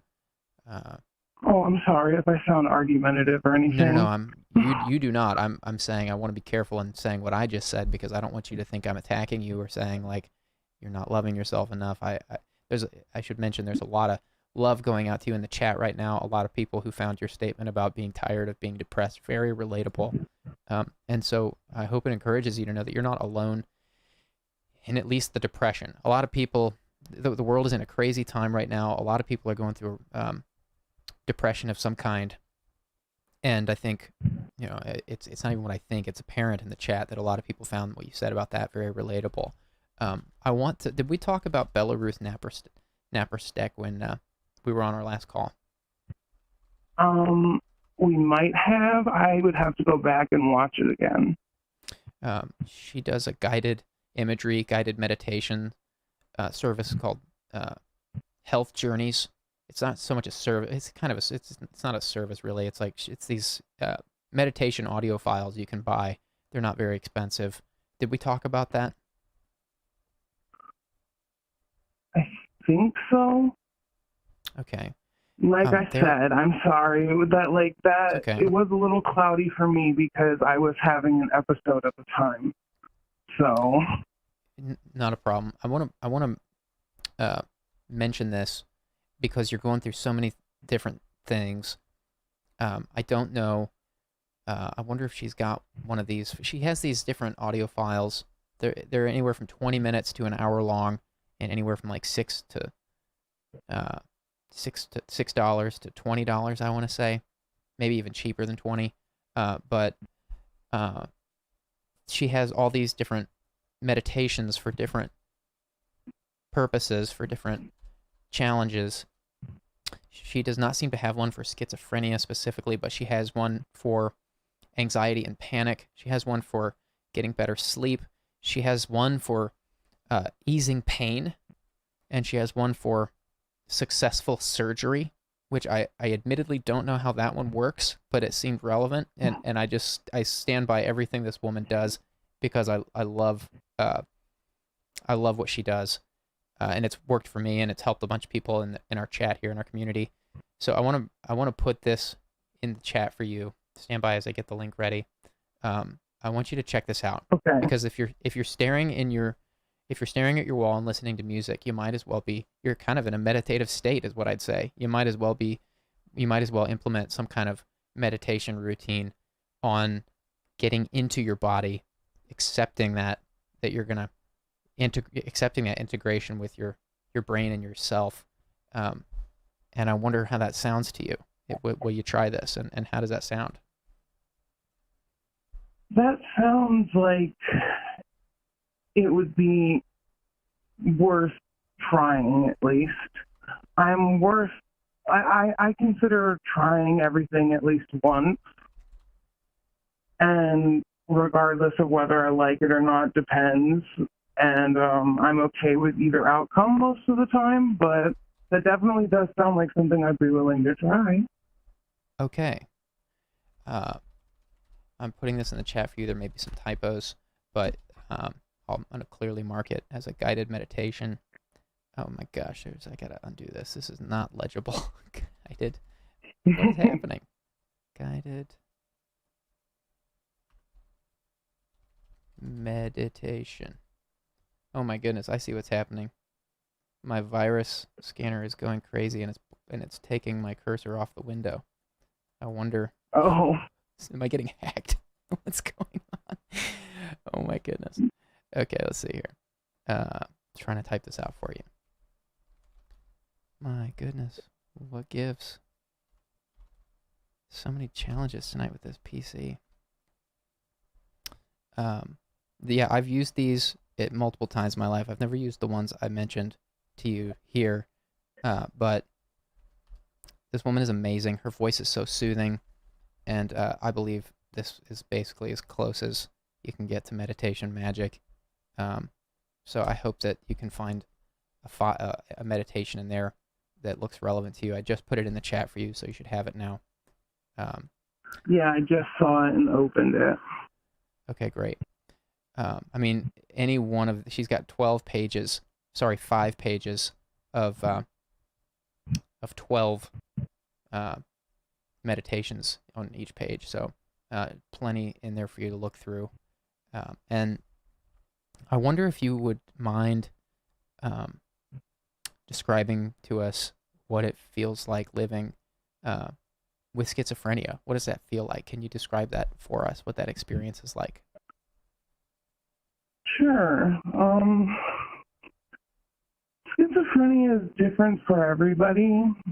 There's a lot of people where it's very hallucination focused or paranoia focused. Mine is more paranoia focused. I do have hallucinations and I do hear voices, but the hallucinations aren't often. But like, I lost my train of thought. I'm sorry. I had a moment. It's okay.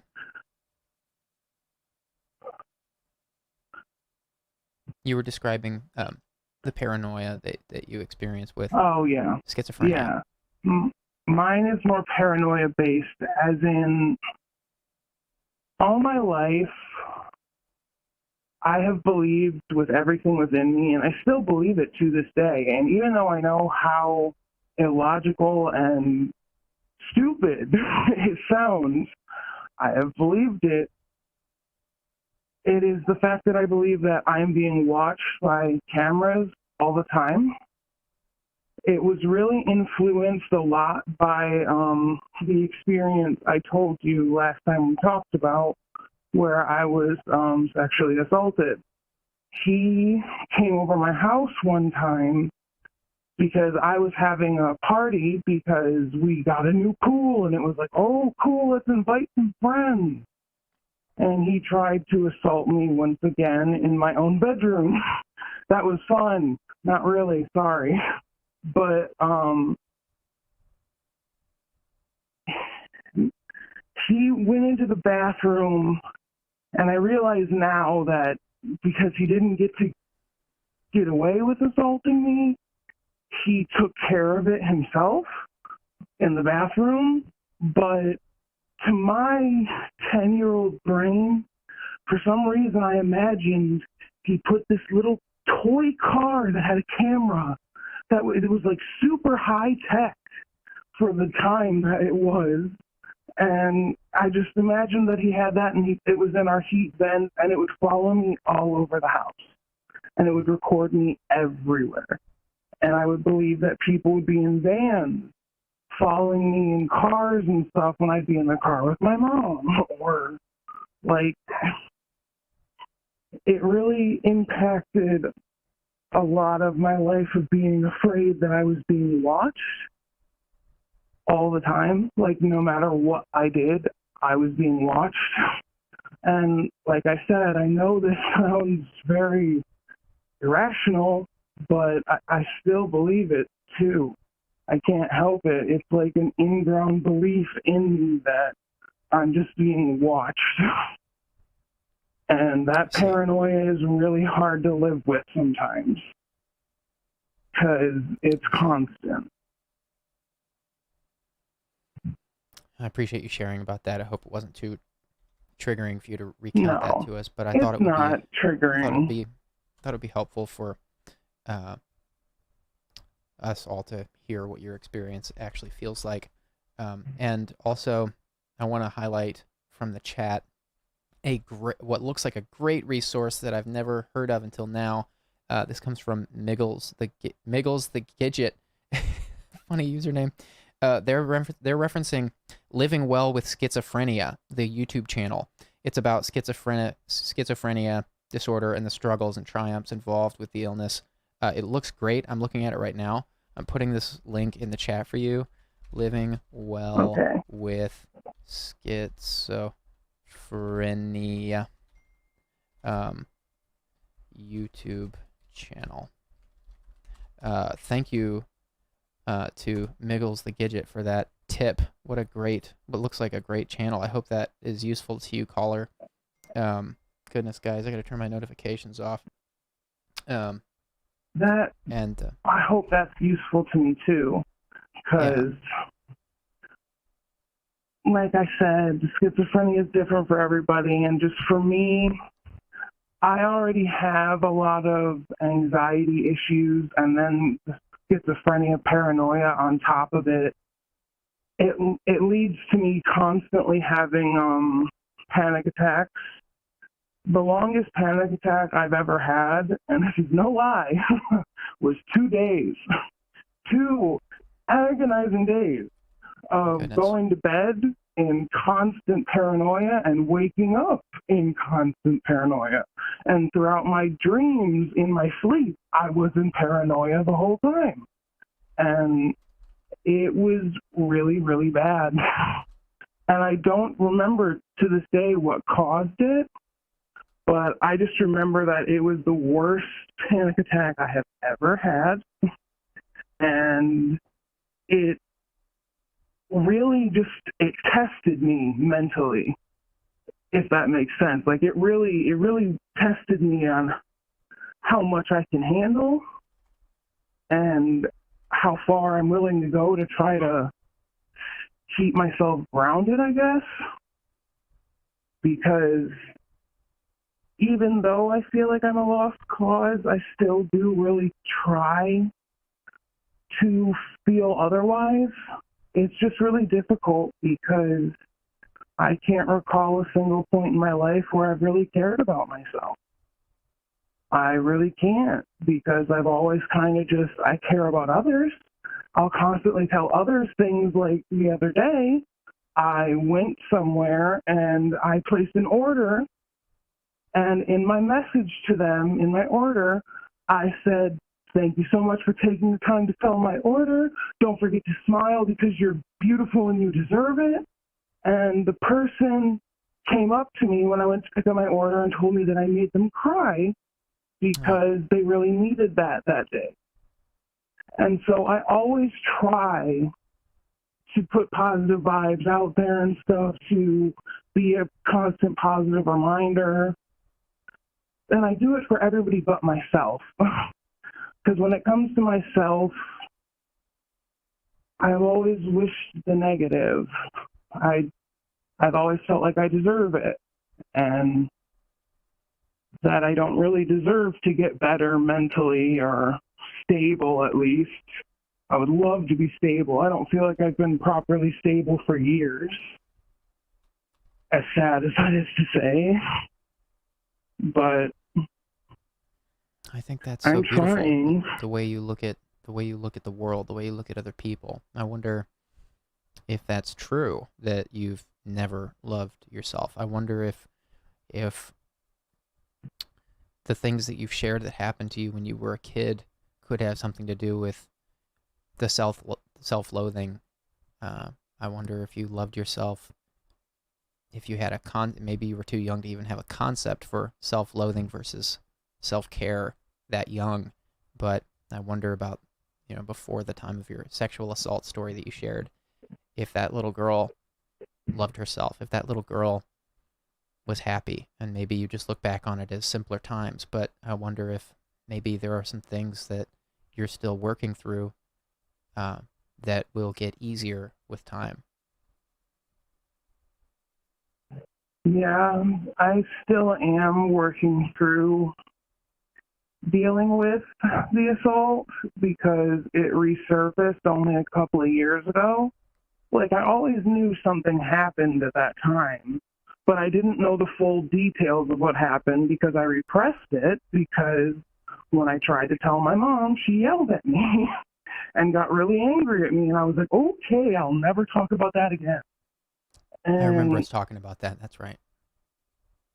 yeah, and so I just didn't remember it. And then a couple of years ago, when my mental health truly just declined and was at an all-time low, it came back. And it really messed with me, and it made my experience with my schizophrenia even worse. Because during that time, as I said when we talked beforehand, my partner was not really there for me. She didn't believe me that I had schizophrenia. She didn't believe that any of the research that I was doing amounted to anything compared to what she knows or knew, since we're talking in past tense. But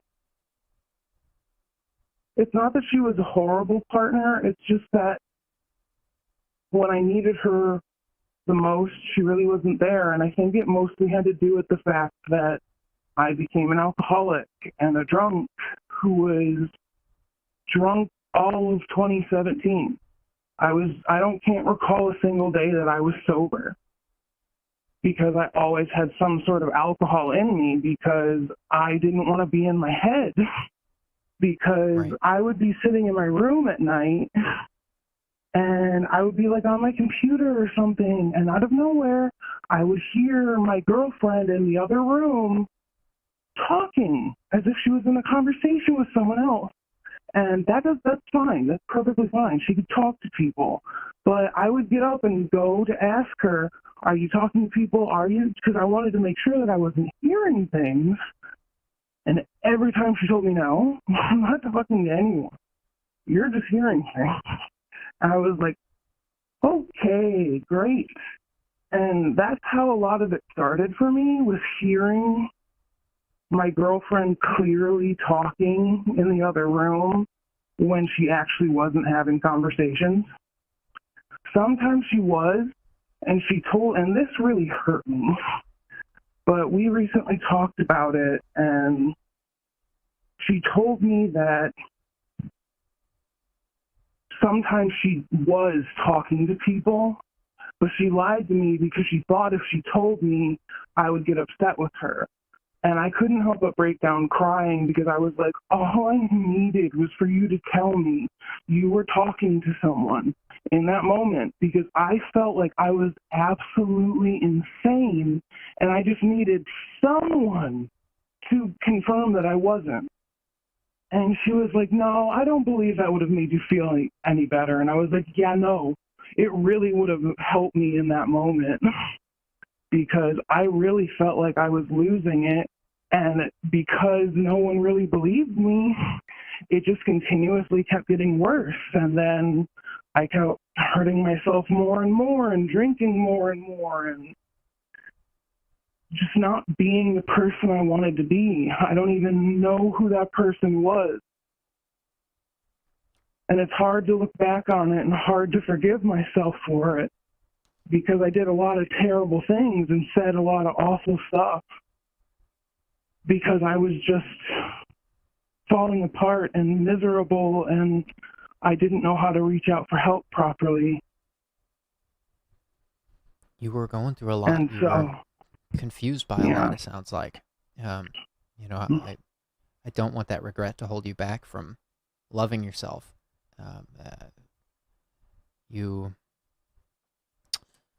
I wonder what it feels like for you to imagine that you are everyone and that everyone is you. I wonder what it feels like to imagine that it's just as easy for you to give yourself, in fact, maybe easier for you to give yourself the things that you give to others so selflessly. I wonder if that gets easier by imagining that you are everyone and that everyone is you. I'm not saying that there's no individuality or that you're literally everything, but like we all are kind of the same thing. We're all basically genetically our parents, and we're our lineage. And if you go back far enough, we're all, we're connected with the whole universe. We're one with the whole universe. So I Yeah. wonder what it feels like for you to, what does that thought feel like for you to imagine that you're everyone and that you might be able to look yourself in the mirror and tell yourself you deserve to smile today? Honestly, I don't know, because I guess I've never really thought about it with that mindset, because when it comes to everyone else in the world, I want to make sure I'm there for them, that they know that they're worth it, that they matter, that they have value, and I want them to know that because I know what it feels like to constantly feel that way.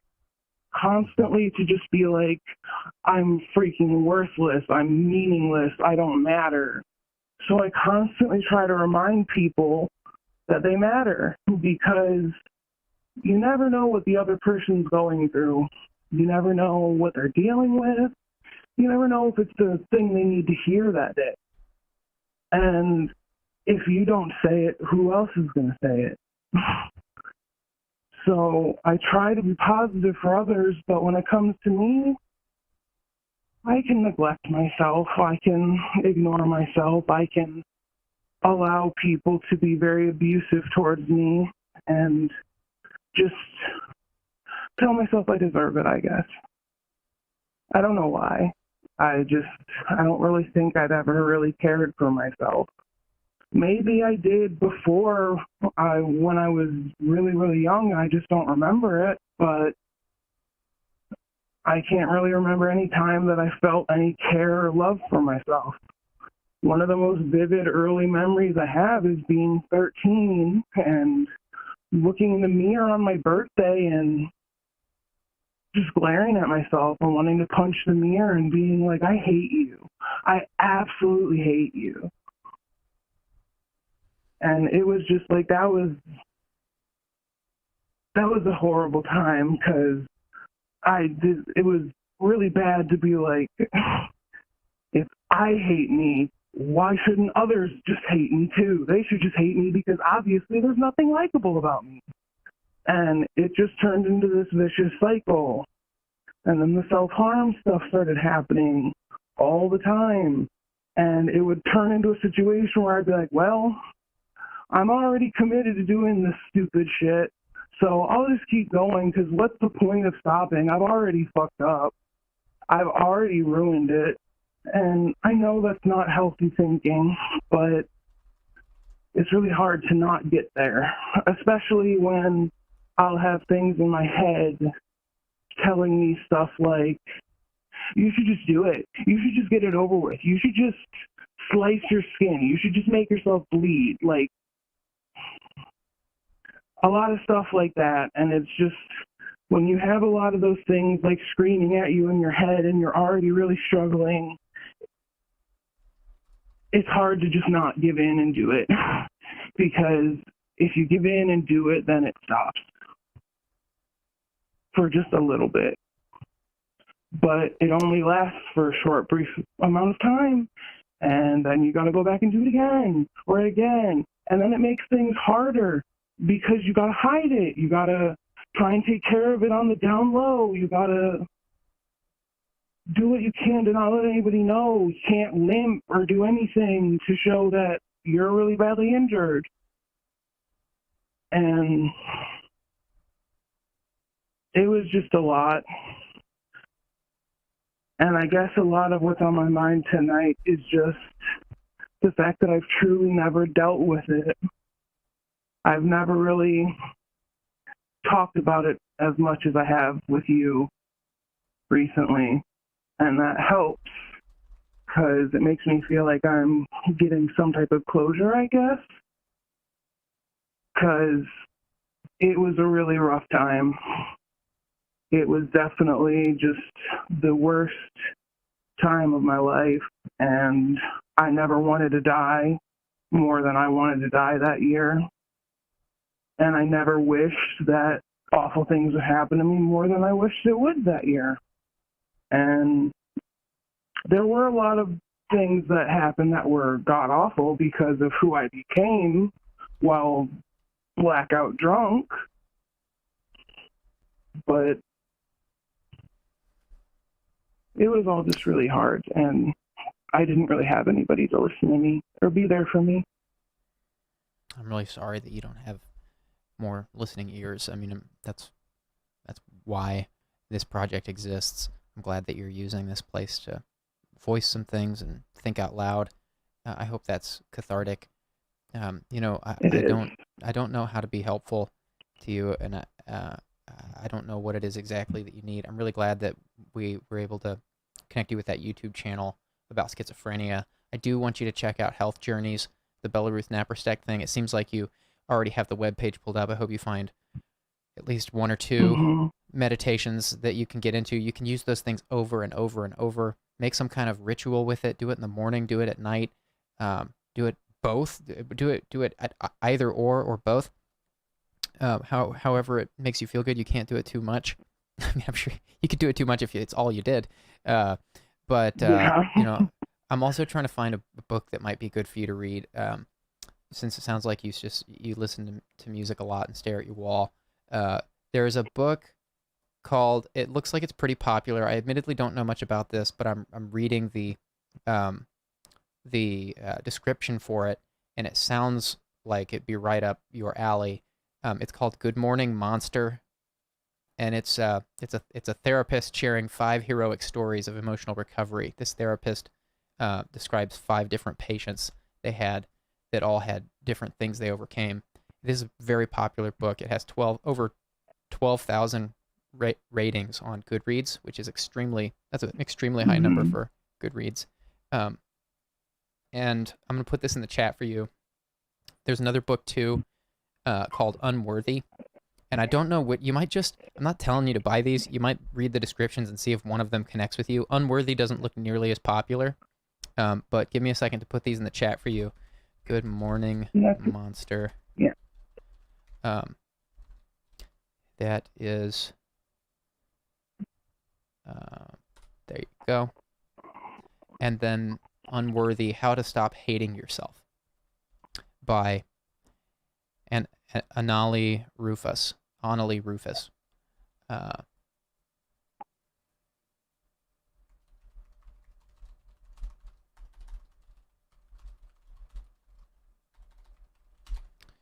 And yeah, those are both in the chat for you now.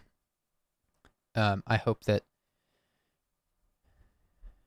you get something out of those any of these resources that we're suggesting. And I want to tell you that you deserve it, just like you tell people they deserve to smile, just like you tell strangers they deserve to feel beautiful. You deserve to love yourself. You do. Everybody relies on self-care and self-love, and your body needs you now more so than ever, maybe because of all the health challenges you're experiencing. I don't want to see you give up on yourself. You deserve to love yourself. You deserve to value yourself. You deserve to smile and feel good about that. You deserve to identify things that are comparative advantages that you have. Everybody has something they can do that other people can't.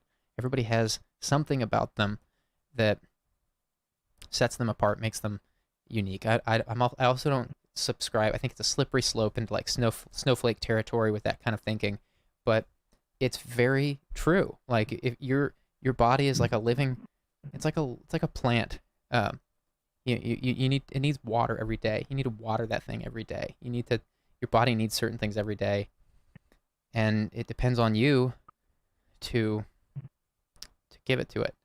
And you deserve to feel beautiful. You deserve to, and I'm not trying to preach at you, but I'm trying to encourage you that you deserve, just like you tell people around you, strangers, that they deserve to feel loved and to smile and all these beautiful things.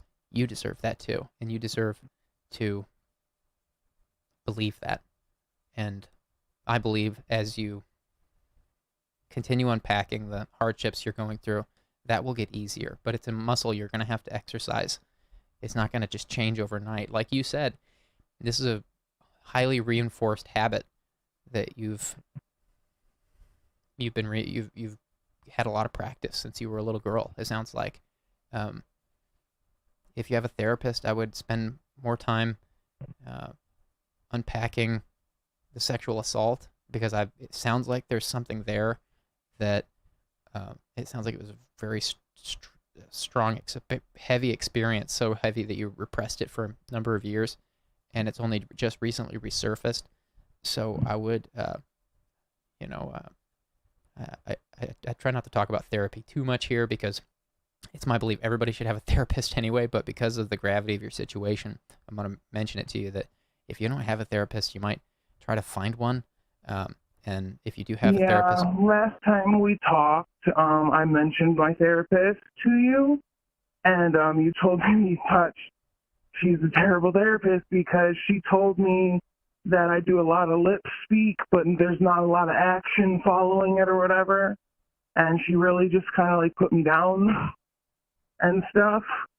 So I'm trying to figure out how to go about getting a new therapist, because it might sound silly, but I really don't like confrontation. I don't like upsetting people. I don't like letting people down. So I don't want to upset my therapist, but I also don't want to keep having her. Just don't email her anymore. Okay, I can try and do that. Yeah. Next time we talk, instead of scheduling another appointment, I'll just tell her no. Yeah, or maybe don't go anymore if they're not helping. If it's not, maybe don't go to another session. Yeah, she doesn't really help me feel that great.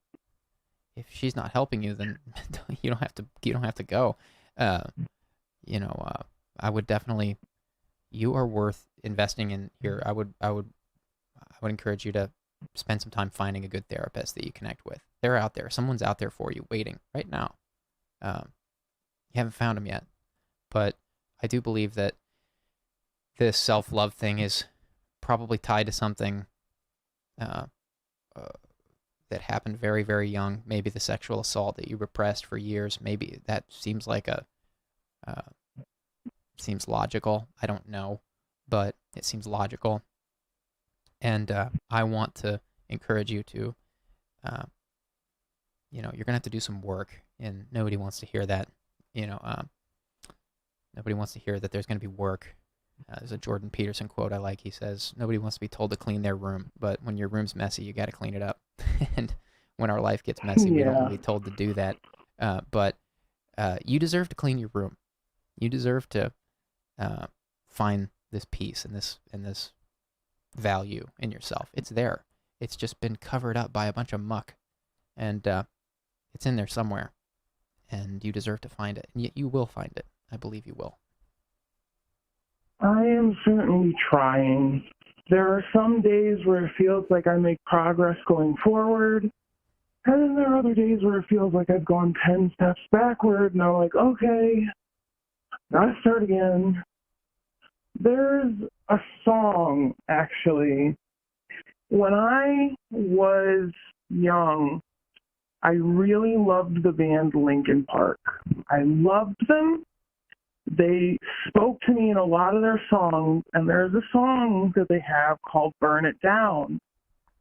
And I have always used that song as a song to myself, basically. Like, clearly in the song, he's talking about an experience he had with another person and stuff like that, but I was viewing it instead as if it was me talking to another version of me, because it talks about how we constantly build things up just to break it back down. Mm-hmm. And I would constantly tell myself that I was just building myself up just to break myself right back down again, and then have to start over from scratch. And I've tried to get over that over the years, but that song still does resonate with me a lot, because it really just did feel like it was describing my life. Right. Miggles, the Gidget, says something else to you. They say, start again, yes, but with the knowledge you did not have before. It's a new start, a better one. I'll keep that in mind. I think that's beautiful. It is. I want to thank you for being real with us and for sharing sharing about such difficult stuff. I'm wishing the Not a best for you. problem. This does no good if we let people trauma dump. That's why I've asked some questions, and that's why I've tried to provide some resources that might aid you in your journey. Of course, none of us know the answers, but you can do some research on all the stuff we've talked about and figure out how you're going to spend your time. But I'm wishing you the best. And can you give us some hope here for you? Can you tell us one thing about tomorrow that's going to be different? What's one thing you're going to wake up with tomorrow? And maybe it's something that you do that's a departure from your normal habits, or maybe it's a thought or a mantra that you're going to carry with you. What's one thing that's going to make tomorrow different for you? Something that will make tomorrow different for me is that I'm determined to wake up and do myself up with a little bit of makeup, because makeup makes me feel great. It makes me feel like I'm expressing myself and like an extension of me in a way, because just like I dye my hair crazy colors, I never have my hair a natural color ever, because I like crazy colors better. I think they suit me more. And so just like with that, I'm just like, it's a way to express myself. So tomorrow, something I'll do different is I'll wake up and pamper myself a little bit. There you go. Beautiful. Very good. Great start. The chat and I are wishing the best for you. Thanks again for being real, for sharing about some difficult stuff. And I hope that this is the beginning of some new... Thank you for taking the time to listen. Of course. Hope this is the beginning of some new healthy footsteps for you. And just know that you can call back again anytime. We're wishing you the best for we got a bit away from the medical stuff that you're going through, but wishing you the best on all those fronts, and hoping to hear some kind of positive update from you in the future. All right. I'll make sure I call back sometime in a couple of weeks. All righty. Take care of yourself. Good night. You as well.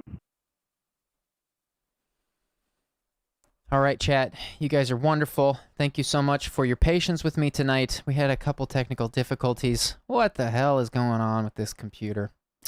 Yeah, boy, what am I going to do with this thing? What am I going to do with it? You guys are awesome. Thank you for being here. We do these twice a week on Tuesdays and Thursdays at 10 p.m. Eastern, 7 p.m. Pacific. Huge shout out to our mods. Our mods are wonderful, are they not? They're the best. They're the best mods. They're so wholesome. Where the hell did we find you guys? Deanna Krebs, Easy Cheesy, you guys rock. Thank you for being here tonight, keeping the chat clean and on topic.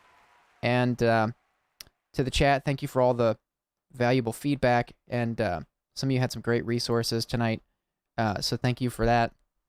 And to all the callers, thank you for sharing, for being real. We went a little late tonight to make up for the late start. Thank you guys for your patience, and take care. Have a good one. I'll see you guys on... Let's see, today is Tuesday, so I'll see you Thursday. I'll be doing a little something tomorrow as well, so keep your eyes peeled. Tuesday, Wednesday, Thursdays are busy days for me on this channel, so keep your eyes peeled, and so much in store over the next 4 weeks. I cannot wait for the next 4 weeks, you guys. Oh boy, lots to confess. Thank you guys. See you soon. Good night.